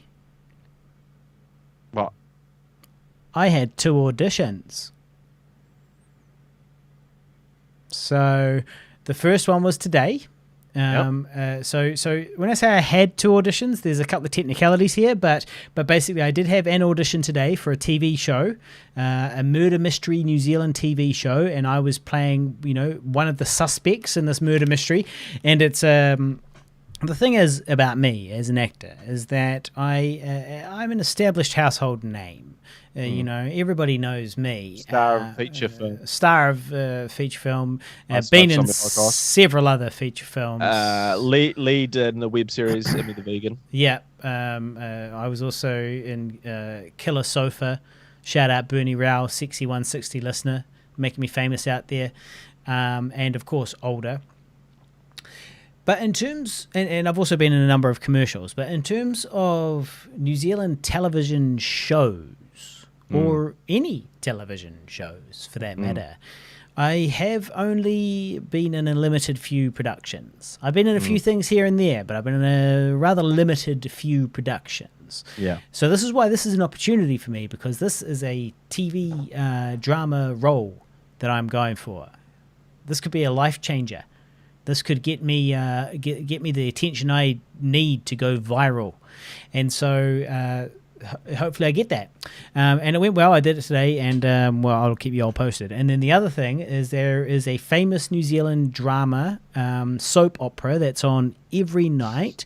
They call it Short Bald Street. Yeah. Short Bald Street, and I auditioned for this Short Bald Street, and I think I am a very eligible person for it. Now, I didn't actually audition. What happened was I sent in a tape from several months ago. I sent in a tape of me auditioning for a different role. And they kept it on file, and then when they obviously categorize it, and they go short bald men 30s, and then all the short bald guys in their 30s are under that list. And they were like, well, we need a short bald guy in his 30s, and they looked through the list, and they saw my old audition tape, and they were like, cool, well, this guy is in the running for this. He looks like he could do it. He is definitely short and bald. And so they contacted me and said, am I available? And I said, yes, I am, and I'm very keen. And they said, cool, well, we'll be in touch. So I am in the running, and I've told them I'm available for a role in New Zealand's favourite soap opera, Short Bald Street. Yep. Famous New Zealand soap that I have famously shit on the podcast. Yeah, and yet here you are, still not working on their show or being asked to, and that is still don't have an agent. Why? Yeah, still don't have an agent. Have an agent. Yes. So yes, that's the update on my auditions. Well, good luck with those. We'll hope to hear some updates about that in the next episode. Potentially that next great breakout pedophile role that you will be cast Well, as. only if you fucking write it, mate. Only if you write it, because that's the problem, right? You keep on writing these roles for me. They're the only roles I get, and I've just got no choice but to play them. So my next one is probably going to be this potentially this gay rapist role. Oh no, sorry, not gay. I've already finished it. No. I've already done the gay rapist role. This is a hetero rapist just role. A regular rapist. It's a hetero rapist role. Just just a regular rapist. Yeah. So you've written one of those for me, and that might be my next role that I can look forward to. I also wrote the charming, affable, ne'er-do-well Matt. Yeah. For me, the vegan, who was not gay nor a rapist. No. Or any combination of those things. No, it's true. It's true. So, Emmy the Vegan. Go watch it. It's on our YouTube channel. YouTube.com/Pigville and the number 2. YouTube.com/Pigville and the number 2. Go there and you can see our YouTube channel. And on there is Emmy the Vegan. It's a web series and it's good and you should watch it. And I play Matt, the affable, lovable, whatever you just said. Ne'er-do-well. Ne'er-do-well. I'm just trying to expand your range. Do the Wesley-esque characters? Yeah. And the rapist-esque characters. Yeah. Well, thank you. Also, to be fair, that wasn't me that wrote that other role for you. No, it's true. You didn't write my gay rapist role. That was, and I didn't write that pedophile one either. We did talk about this on the show, where I agreed to a role without reading the script properly. They sent me the script, and they're like, "Are you keen?" And I looked at the first few pages, and I kind of skimmed through it, and I was like, "Oh yeah, sweet as, sounds good. Looks pretty cool. I'll be there. I'll fucking be there." And then I got there on, they sent me the final script, and I was like, well, I better read this properly. And it was like, I'm playing a gay rapist who molests somebody. I'm a molester. I'm a gay rapist molester, and I have a scene where I molest someone. Where I have to molest somebody. I have to molest a man on camera. And I was like, Daddy didn't think this through. Yeah, well, there's a lesson in there. There's a valuable lesson to be learned from that particular incident. Well, and that's to do your fucking job and read the script. Is there though? Because if I had read the script, would I have said yes to the role? Well, you should have still said yes to the role. Would I have though? No, but you should have. But would I have? But that, again, this comes back to your poor choices. I, today, now, could either have that role on my IMDb and have that experience and have those connections that I made and the relationships that I established, or I could not. Yeah. And the price is one gay rapist scene immortalized on film. That's what it cost me. So that's what those relationships cost me, that experience, that credit, that's what it cost me. It cost me the scene being permanently available online, presumably somewhere. It's not available online. Oh, right. Well, all the better. Even better then. It's totally free. Got away with it. Scot-free. Not available full stop currently. Right. So, when it comes out, or if it comes out, that will be the price that I pay. But otherwise, I should have done it, and I did do it, and I've done the role. Get out, make things happen. Take the William Shatner route. If you're an actor, that's my encouragement for you. Take the William Shatner route. Take the Bai Ling route. Go out there and take any and all roles.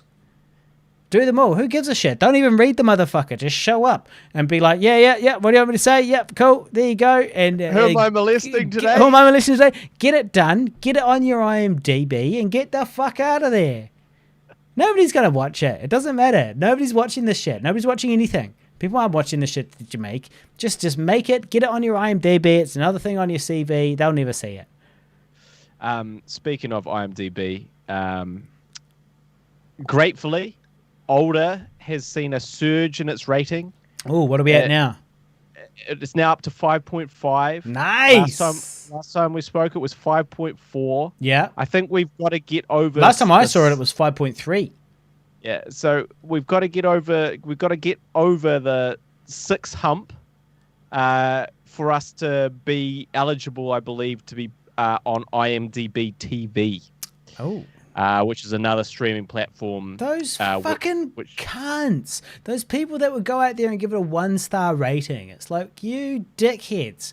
Despicable. Here's the thing. The critics have weighed in, all 2 of them. It's 4 out of 5. It is. Yeah, and also, on 7 out of 10. On Amazon, where you've actually got to pay for it, it's got 8 out of 10 rating on places where people are actually paying for it. But on IMDb, the cheapskates can go and give ratings. So the pirates can go and give ratings, and they do, and they give shit ratings. And it's like, you really are. I don't want to empower these trolls, and I just assume that none of them listen to the podcast. But the fact of the matter is that if you want to hurt a filmmaker and hurt the film industry, go and give a whole bunch of 1-star ratings to independent films, because these are the people who are coming up, who have spent all these years to make these things happen, and then that 1-star review actually has a tangible effect on their ability to monetize, their product. So, it costs you nothing, and you get to shit all over somebody else's dream. So take your little itty-bitty penis and go fuck yourself. Yes, actually, this is a new phenomenon, actually. It's fucking incels on the Incel Movie Database. Yeah, that they're talking about now as being a significant problem of basically a collection of basement-dwelling losers deciding they don't like a film, not because necessarily they've seen it, but something within it offends them, whether it's the casting of some person or the plot point that they think exists, or something in the trailer, or even just a feeling, just a vibe. Yeah. And they're like, cool, we're picking this one. And then they all go on and they all downrate it. And then you end up with a 5.5 on IMDb. It's not a reflection of the film. It's not an accurate reflection. It's not. Despicable. So we're slowly climbing. If you haven't rated it on IMDb, it's very easy to do. You can log in with your Facebook or Google, and then you can just give it a star. You can give it a review if you feel like it as well. But they all count and they all mean something. We're just looking to climb that ladder ever upward in the algorithms. I have been getting a lot of feedback from people on Amazon reaching out to me saying that they have watched it and enjoyed it. Yeah, which is me really too. I've had a awesome. few people add me as well now. Similar deal. And they're all total randos from, from somewhere. The Philippines and India and other places where it's not legally available. I was actually going to say, yes, a few of those, but most recently UK and the US. Lots of legal watches. The momentum is slowly building, yes. And all we need for you is or a fear rating. A fear rating. Anything above a 5.4 on IMDb is a favor. If you go give it a anything above a 5.5. If you go give it a 5.6, no, I guess you can't give it a 5.6. If you go give it a 6, that's actually a good thing for us. Yeah, well, the arithmetic mean... We'd rather a 10. 6.7. The median is 7. We should really be at 7, but it's weighted. Okay, so give it at least a 7. But anything above a 5.5 is still in the right direction for us. Yeah. Yeah. So... you can't rate by half stars anyway. No. But thank you to everyone that has helped out with those reviews and ratings. That's really cool. There's been a lot of people that have really come out and supported us. So all you guys out there and girls, guys and girls, we do appreciate that. And thank you so much. And we did notice, and we do know that you did that, and we do appreciate it. We see you. We see you. We hear you. We hear you. Thank you. Thank you. Exactly. Well, look, I mean, I'm happy to keep talking, but I'm looking at my notes. I don't have any. So I'm all out of notes. I've still got half a beer, actually. So out of time. So you tell me. You got something to talk about? I've only just got one thing that I want to mention. Oh, well, that'll do us for 45 minutes minimum. So let's get started. So we're good for another hour. So settle in, kids. Grab a beer. So this is a review. This is a TV series review. Ooh. So recently recommended by Leisha Wardnot, star of Older. Yeah. She was like, have you heard of this TV series called The Vow? And I was like, I haven't heard of anything ever anymore because all I do is work in my study and write to people about reviewing Older now. That is my job, and that is all I know. And they were like, well, she was like, well, you should really check it out. So as I was emailing people to try and get them to review Older, I started putting on The Vow, which is a TV series about Nixium. Now, have you heard of Nixium, Harley? I haven't. I have not heard of Nixium. It sounds like something I would like to know about. Well, essentially, it's a Scientology-like cult. Oh. What's it called? Nixium. Nixium. Oh, in fact, a Scientology-like cult, which is now sort of being referred to as a sex cult. Ooh. At its core. At its core, at its beating heart, if you go through all the layers of bullshit and mind control, is this kind of sex cult headed by this guy. Listen, if I was going to get involved in any type of cult, it would be a sex cult. It would cult. definitely be a sex cult. Of course it would. That's what I would choose. I'm just saying, and I don't think that's unreasonable. So there's a lot of interesting things about this particular cult. For starters, so the guy that runs it or did run it is Keith Raniere, right? Who has this sort of fascinating backstory and was originally a salesman as part of a kind of a pyramid scheme corporation that rose to prominence in the sort of 80s, I guess, late 80s, early 90s. And he made millions of dollars before it kind of all falling apart. But essentially what this cult is sort of, it's a wellness cult. It's a cult that sort of encourages you to sort of try to change your attitudes and views through these weird exercises or some maybe good exercises to kind of change your mindset. It's sort of preaching critical thinking, mindfulness, a lot of mindfulness in all of their things and all this sort of thing. But as you kind of peel the layers back, you get to more and more disturbing things. And essentially, it's this 9-part series about some of these people in the cult and how they got out and the story of the cult itself. Is it on Netflix? It is not on Netflix. It's on Neon over here in New Zealand, and I think it's on like HBO Now or whatever in America. Neon is fucking disgusting, and I want to support Kiwi companies. I do, but it's such a pain in the butt in terms of like the actual app. It ain't no Netflix. Yeah, well, but they do have a couple of good things, such as like this. Well, that one apparently. The Vow. Yeah, and Game of Thrones. Little something called Game of Thrones. So I had to join Neon to watch Game of Thrones.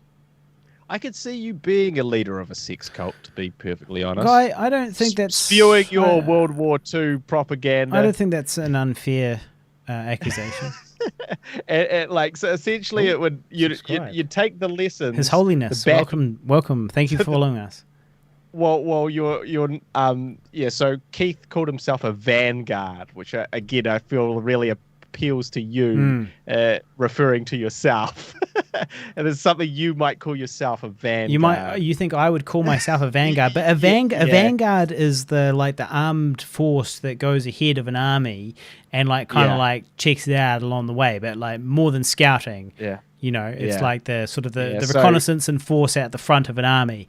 That's my understanding of it. So sure, I mean that doesn't sound like an insult to be the vanguard. No. Yeah, so I'm essential. Rather than call himself the master or something, call himself the vanguard. Because he goes first. But anyway, because he goes first. Exactly, and he leads out ahead. Like essentially, I think the concept being he leads out ahead with these far out concepts. These because again, one of his sort of arguments is like, look, every new concept at first dismissed and said is crazy, then to be sort of fought against, and then to be widely accepted, or roughly that's the stages of something, right? That's the stages of how a new idea is introduced. So, he's experiencing these first two things to get to that third thing. Except also, this could also apply to batshit crazy fucking ideas as well that would never get to that third, part. But anyway, that was his concept. But what's also fascinating is someone amidst this sex cult, because there was a whole bunch of celebrities involved, like there always is. But one of them was Alison Mack. Now, for those of you who are maybe shaking your head in sort of a non-acknowledgement of this name, I'm going to throw a little, like a movie, like a TV show called Roswell.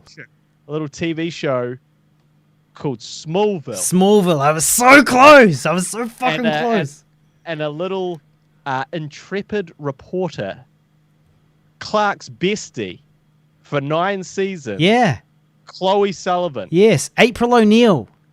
The April O'Neil to the Teenage Mutant Ninja Turtles of Smallville. Yes. Alison Mack. Yes. Chloe Sullivan. Yes. So beloved, lovely smile, charming, witty, intelligent. If you were going to get involved in a sex cult, you'd want it to be with Alison Mack. You wouldn't, you certainly wouldn't turn your nose up, So she at the proposition. One of Keith's partners, and she is deep in. She's balls deep. She is well deep, and so that to me was my hook. And also Kristen Cruick, who was actually Lana Lane in Smallville, right, was in the cult for a time as well, but she left. Yeah, she did not participate in the documentary. Well, but she did participate in the gangbangs, I assume. Well, we don't know what she participated in ultimately, but so the whole thing is fascinating. But what's even better than like just your regular, hey, this is a cult, this is what they did, blah blah blah. Here's some people that were involved. Yeah. Is the fact that essentially they have access to all the footage from the period of time that they're talking about till now, because one of the main guys who left the cult was a documentary filmmaker who was filming every single thing that they did at all times. So why if you run a cult, why would you let a documentary maker, even if he's a member of the cult, why would you let somebody within your cult document all these no doubt hideous and unscrupulous practices? You got to remember that that's layers deep, the sex part, right? What the initial part of it is, that's not the part that he gets to film. So he wasn't filming the sex, the weird sex stuff. What he's filming is all the exercise programs and wellness programs that kind of lead people into this lifestyle. Yeah. And so what we're seeing is all these characters and how they're getting in or out of this cult, and in real time. And it's fascinating shit. And it's a very good question in the sense of like, how did all this footage get released legally? I think it's either the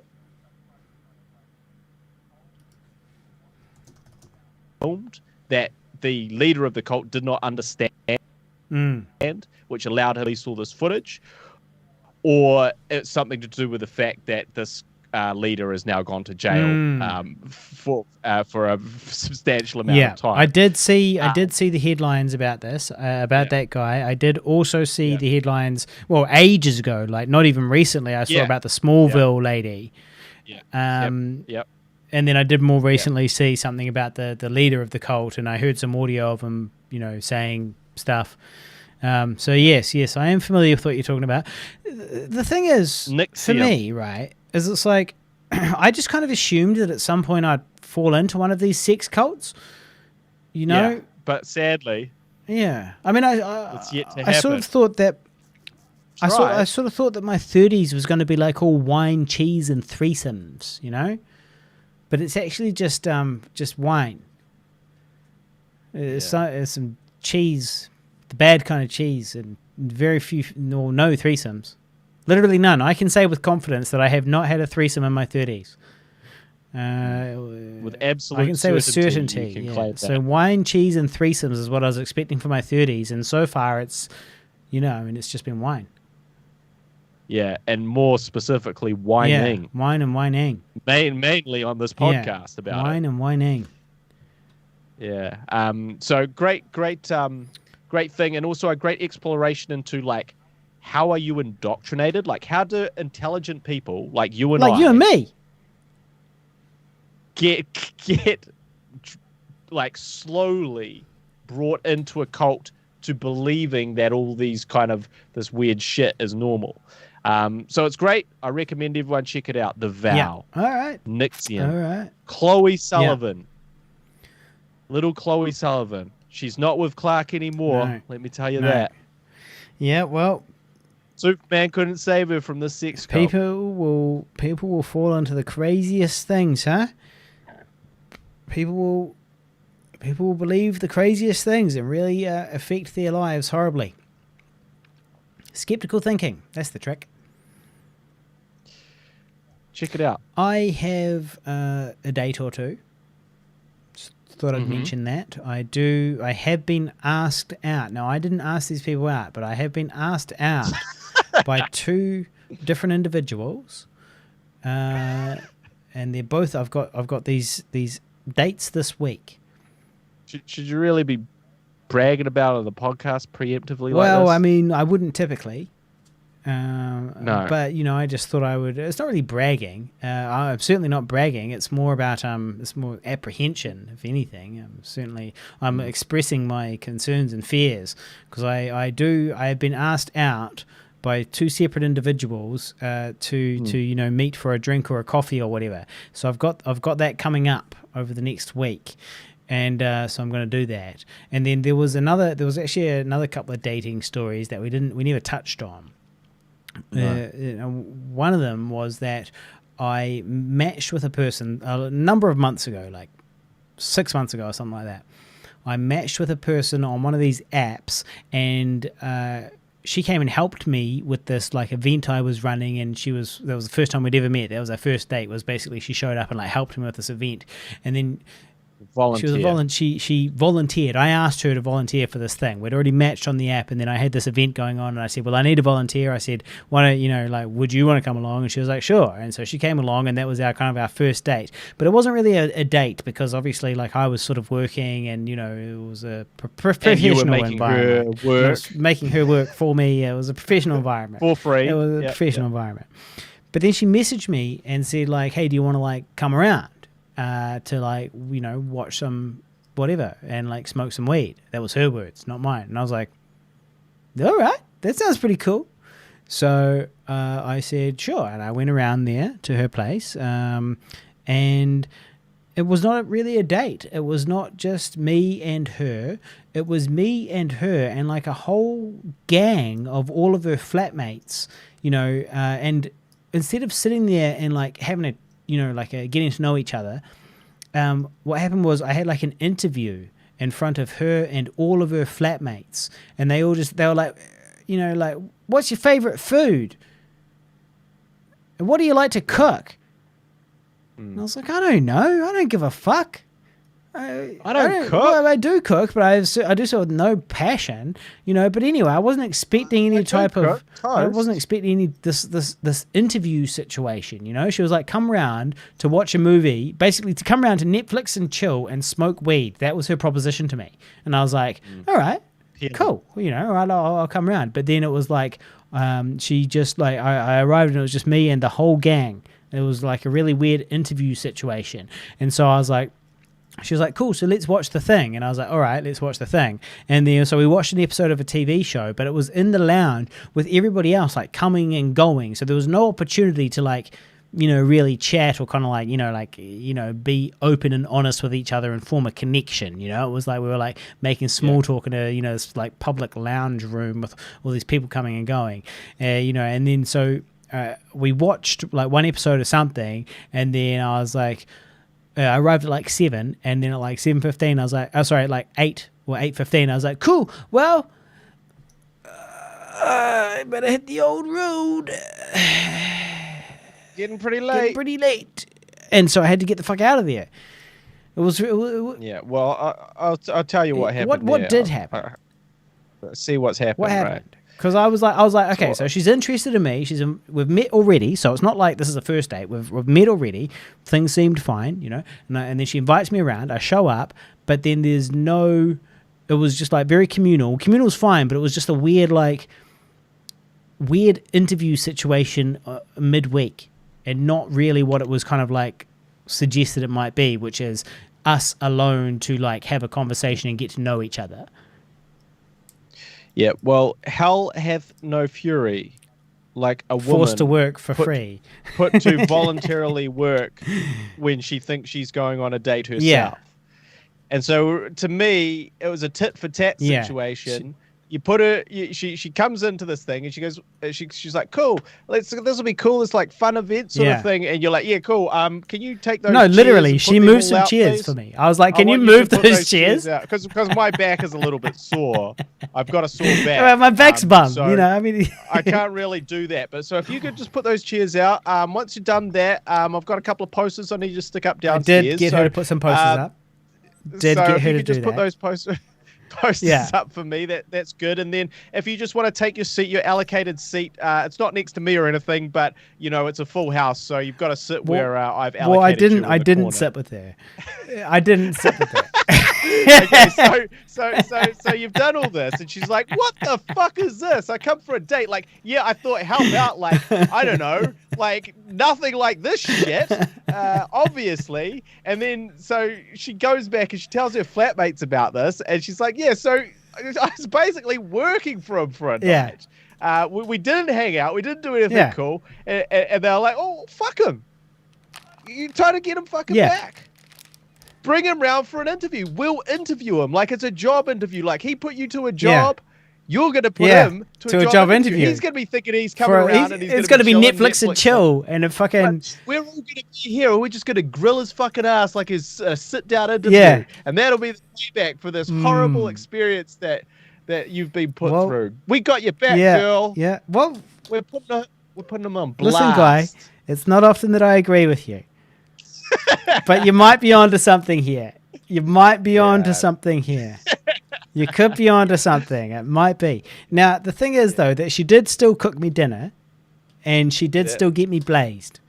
So it was an expensive joke on her behalf in terms of input, or, in terms of effort put in. It was, an expensive, She had to maintain some level of decorum. Whilst this interrogation took place. But it was weird, and then I left, and as I left, right, I was like, okay, there's no way I'm ever like meeting with this person again. I was like, this was not really a good date, and she was like really weird. But I still messaged her and I said, hey, thanks for dinner. Like something non-committal, I was like, just polite and non-committal. I was like, hey, thanks for dinner type thing. All the best. No reply to that text, and then when I checked the dating app, she had unmatched me. The ultimate insult in this day and age. She unmatched me on a dating app. There's so many people that I'm matched with on these dating apps that I'd never meet them, but I wouldn't unmatch them. I mean, that's saying something. I mean, that's a real, it's a statement is all I'm saying. I'm just saying it's a statement. So there you go. So, we've learned some lessons now, here. shout out to, I want to shout out a couple of people. One is Lexi Graves, who says that I did earn that, in her opinion. Fair enough.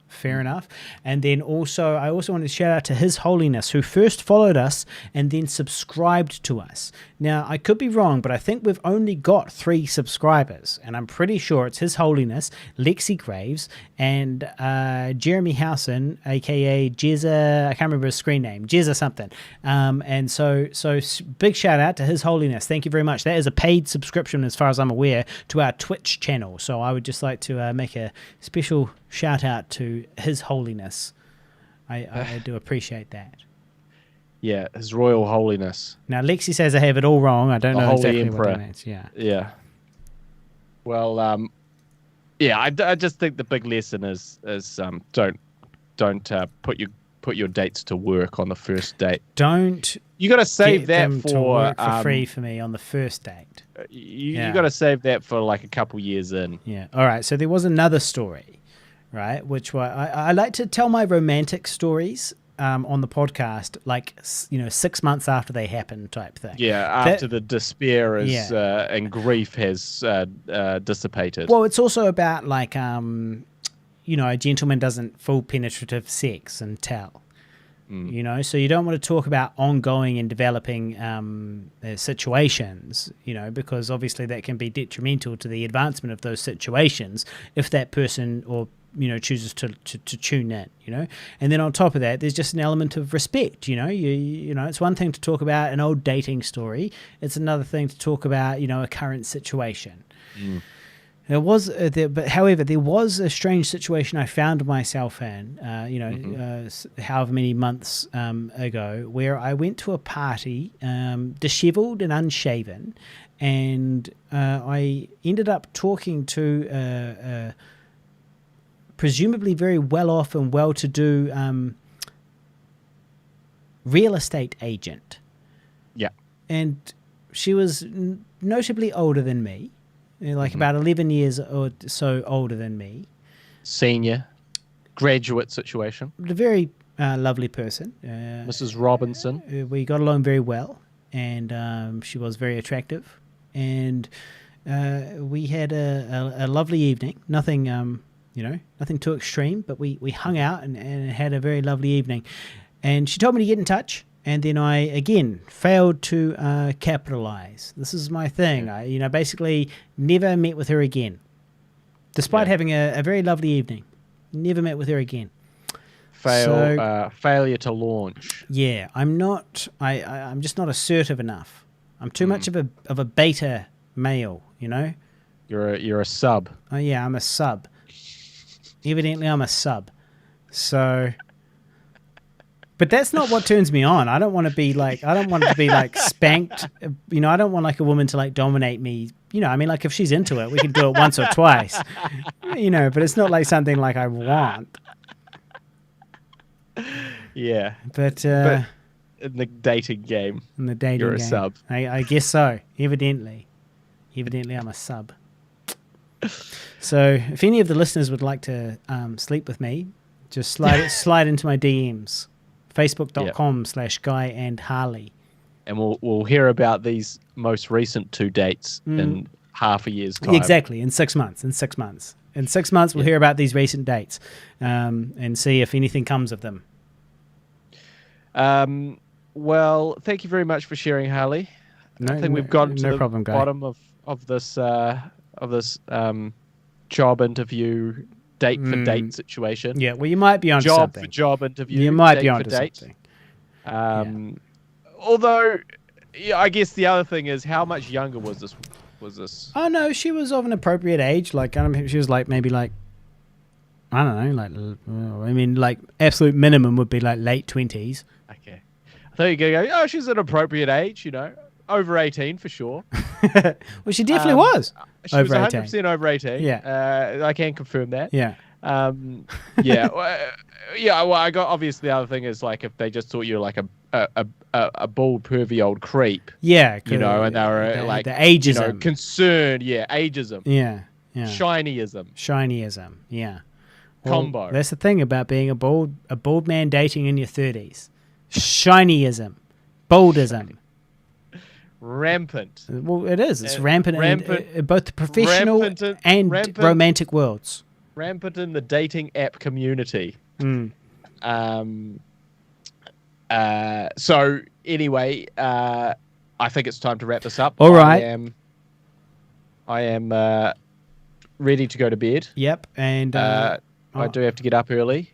Some of us do busting for another pee. Yeah, not me. I'm living the fucking dream lately. This is a filmmaking podcast.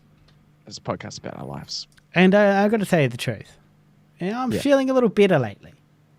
Well, that's good to hear. Because I haven't been okay for a little while in terms of since the lockdowns happened. It really derailed my life and derailed my professional career. Also, it was difficult enough in the pre-COVID world to form a romantic, intimate connection with a person. So imagine in the post-COVID world, particularly because I'm not, particularly big on germs and so on. So I'm aware of like hygiene and so on. And I'm like, what? You know, like, am I going to like connect intimately with a person in the post-COVID world? What about all that, you know, swapping of, you know, viruses bodily and fluids and so forth, you know? Yeah. But I'm feeling a bit better lately because work is finally picking up. So now I'm starting to feel like at least I've got some direction, somewhere to be. Plus, I know people. I started working in a bar a while ago with the specific, explicit goal of meeting people and getting out a bit more and being a bit more physical and knowing people in the neighborhood. And I started working at this bar, not for the money, but for the connections and for the, you know, the relationships. And I got to say, I'm feeling 1,000,000 times better because I did that. Because now I've got a bunch of friends and, you know, people to talk to. And I walk down the street and I see people that I know, you know. So it's good. So overall, feeling positive-ish. Got auditions, got work, got friends. There's only one part of this puzzle missing, right? Which is the romance, you know. But you can't have all of the bits missing. During the lockdown, I had all of the bits missing. No work, no romance, no friends, no direction. So I'm feeling better. That's all I'm saying. Well, that's good to hear. A couple of good, common sense steps to help you on the road to recovery. What, such as working at the bar? Such as working at the bar, such as getting out there and meeting people, such as mingling at the museum, such as no longer complaining about not dating and actually going on the dating things that are available. It's not easy to go dating, you know, in the COVID world, in the post-COVID world. It's not easy. You haven't been single in the post-COVID world. You don't know anything about it. It's a whole other fucking game out here, man. It's a whole other fucking game. You know, let me see your war face. But you don't scare me. Work on it. What I've heard, what I've heard though is, you know, there are actually a lot of people kind of fucking with hats off, specifically due to COVID. Well, none of them are fucking calling me. You know, like I don't. Obviously, I'm not saying this. There's obviously people out there having sex. I'm just saying I'm not one of them. You've just maybe missed due to some of those other factors that you are. Maybe not participating in. I'm too discerning. That's my problem. You know, in my mind. Yes, I have many times told you to lower your standards. Yeah, but that's bad advice from a friend. Maybe look closer in the mirror. Look at the man that is the man that stares back at you. Exactly. That's the opposite.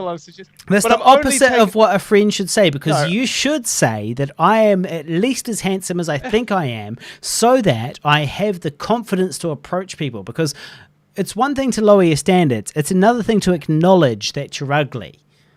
No, These are two separate situations. I'm not suggesting acknowledge you're ugly. Don't do that. Don't do that. Maintain the illusion.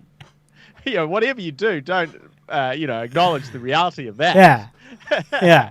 No. What I'm suggesting is, you know, those other, you know, these rules that you put in place. You know, you can't have any rules. You've got to just be open to whatever.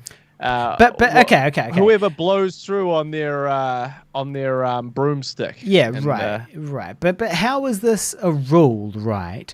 If, you know, like, not many people have this rule except you. Well, what's the rule? The rule is what? I've got to be like attracted to them? No. What's the rule? Anti-plebs, as you call them. Well, no dating plebs. Yeah. No saying hello to people that say hello to you on a dating app and don't say anything else. These are rules you live by, Harley. Well, they're not good ones. Well, if they limit your options. Yeah. Well, if she shows up and she's on a dating app and her opening message to me is, "Hey." Yeah, what do you? I mean, I'm not here to. This is not a fucking creative writing course. What the fuck am I supposed to do with that? Somebody messaged me the other day and they go, it was Sunday, and they go, what does your perfect Sunday look like? And how close is today to that day? Yeah. You know, it's like this ain't a fucking, I don't know, it's in a creative writing course, man. So you know, what do you want? You want me to goddamn novel about my perfect Sunday and what my current Sunday is? Get the fuck out of here, Karen. You're now complaining about the two opposite ends of the spectrum here. So first you're saying that they can't just open with hello to start the dialogue, and now you're saying they can't ask an elaborate question. What you fucking wanted. No, you gotta walk the fucking line. You gotta walk the line. And this is exactly what I'm talking about. This is exactly what I'm fucking talking about. Well, look, yeah, it's these 9-to-5ers. I just can't handle them. All right. Yeah. Just can't handle these career-driven losers. And that is where, you know, and then you have to then be okay with the price of perhaps not handling anything. Yeah. Subsequently to those rules. Yeah, well, look, I might be a little too discerning. You're right. I might be a little too discerning, and it's completely unjustified. It's baseless. Yeah. You know, my discerningness is based on a completely inflated and unrealistic, delusional comprehension of reality. Correct. Nevertheless, where are you going with this? I must persevere. Nevertheless, I must maintain. I must persevere because, you know, I'm a. Will not grow old. I am. They will not grow I'm old. what's known as a utopia. The person that you wish to date, they will not grow old. I'm what's known as a utopianist. Okay, I believe in a utopian future for myself, and in this utopian future, you know, the perfect romantic partner will just drop into my lap, and this person will be perfect for me, and will be not a 9-to-5er, probably. They will have drive and determination and goals of their own, not necessarily in a creative area, but ideally in a creative area, and that person will be, they won't be like, they'll be a person that wants to motivate me and wants to be motivated by me, and we'll just bounce off each other, you know, we'll help each other chase our dreams, we'll inspire one another. That's what I'm looking for, because at the end of the day, these relationships, they're 5 years at a time or so. My last relationship showed me that. 5 years. If I'm spending 5 years, I'm 37 years old. If I'm spending 5 years, it's time. I've got to be very discerning about who that 5 years is going to be spent with. I can't just shack up with one of these plebs. You know, these inner city Auckland office plebs, these garden variety office plebs crawling along the fucking highway, making sales by Friday so they can buy a goddamn couch. You know? Yeah. It's like, ninja, fuck your couch. Well, I mean, you have essentially ruled out 90% of people. Exactly. Sure, but there's 5 million people in New Zealand, so there's fucking 50,000 people that are totally, completely perfect for me. Yeah, but that 500,000, I mean. 500,000 people that are completely perfect for me. That's no, because then you've got to take into account gender and demographics of age. Hey, don't make assumptions. Don't assume my attraction to gender. Or the fact that you'd be willing to date a fucking 80-year-old. Well, okay. Yeah, I mean, like, maybe not an 80-year-old. Maybe not an 80-year-old. So, yes. But anyway, I think it's time to wrap it up. It's been a good potty. Yeah. But yes, it's time for us to go to the potty. It is. I do literally need to pee. Dad joke, in case you're wondering. Was dad joke number 1. So thank you very much for watching. To our 9 people that have stuck with us on the live stream, we appreciate it. And shout out to you guys. Make sure you hit follow and subscribe, and make sure you check out our other platforms. Make sure you check out our new film, Older. Just go to www.olderfilm.com. You can also support us on Patreon, patreon.com/Pigville.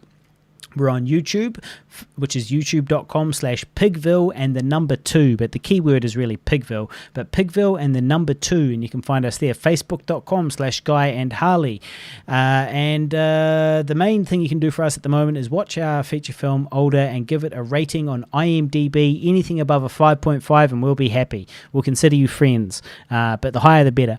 And so, yes, that's us, and we come back every Thursday night at 7 p.m. New Zealand time. That's what we aim for, and except this Thursday, except for today's Tuesday, and we started at 8:30. But whatever. Well, look, we've done 2 podcasts worth of podcasts, so we're even. Yeah, well, it's 2 hours, 2.5 hours. That's actually that's not 2. That's not 2 podcasts. 2.5. It can be. We did a 3-hour one the other day where we fought about the nature of improv. We did. Yeah. All right. So anyway, on that note, thank you so much for listening, and we will see you next week on the Guy and Harley podcast.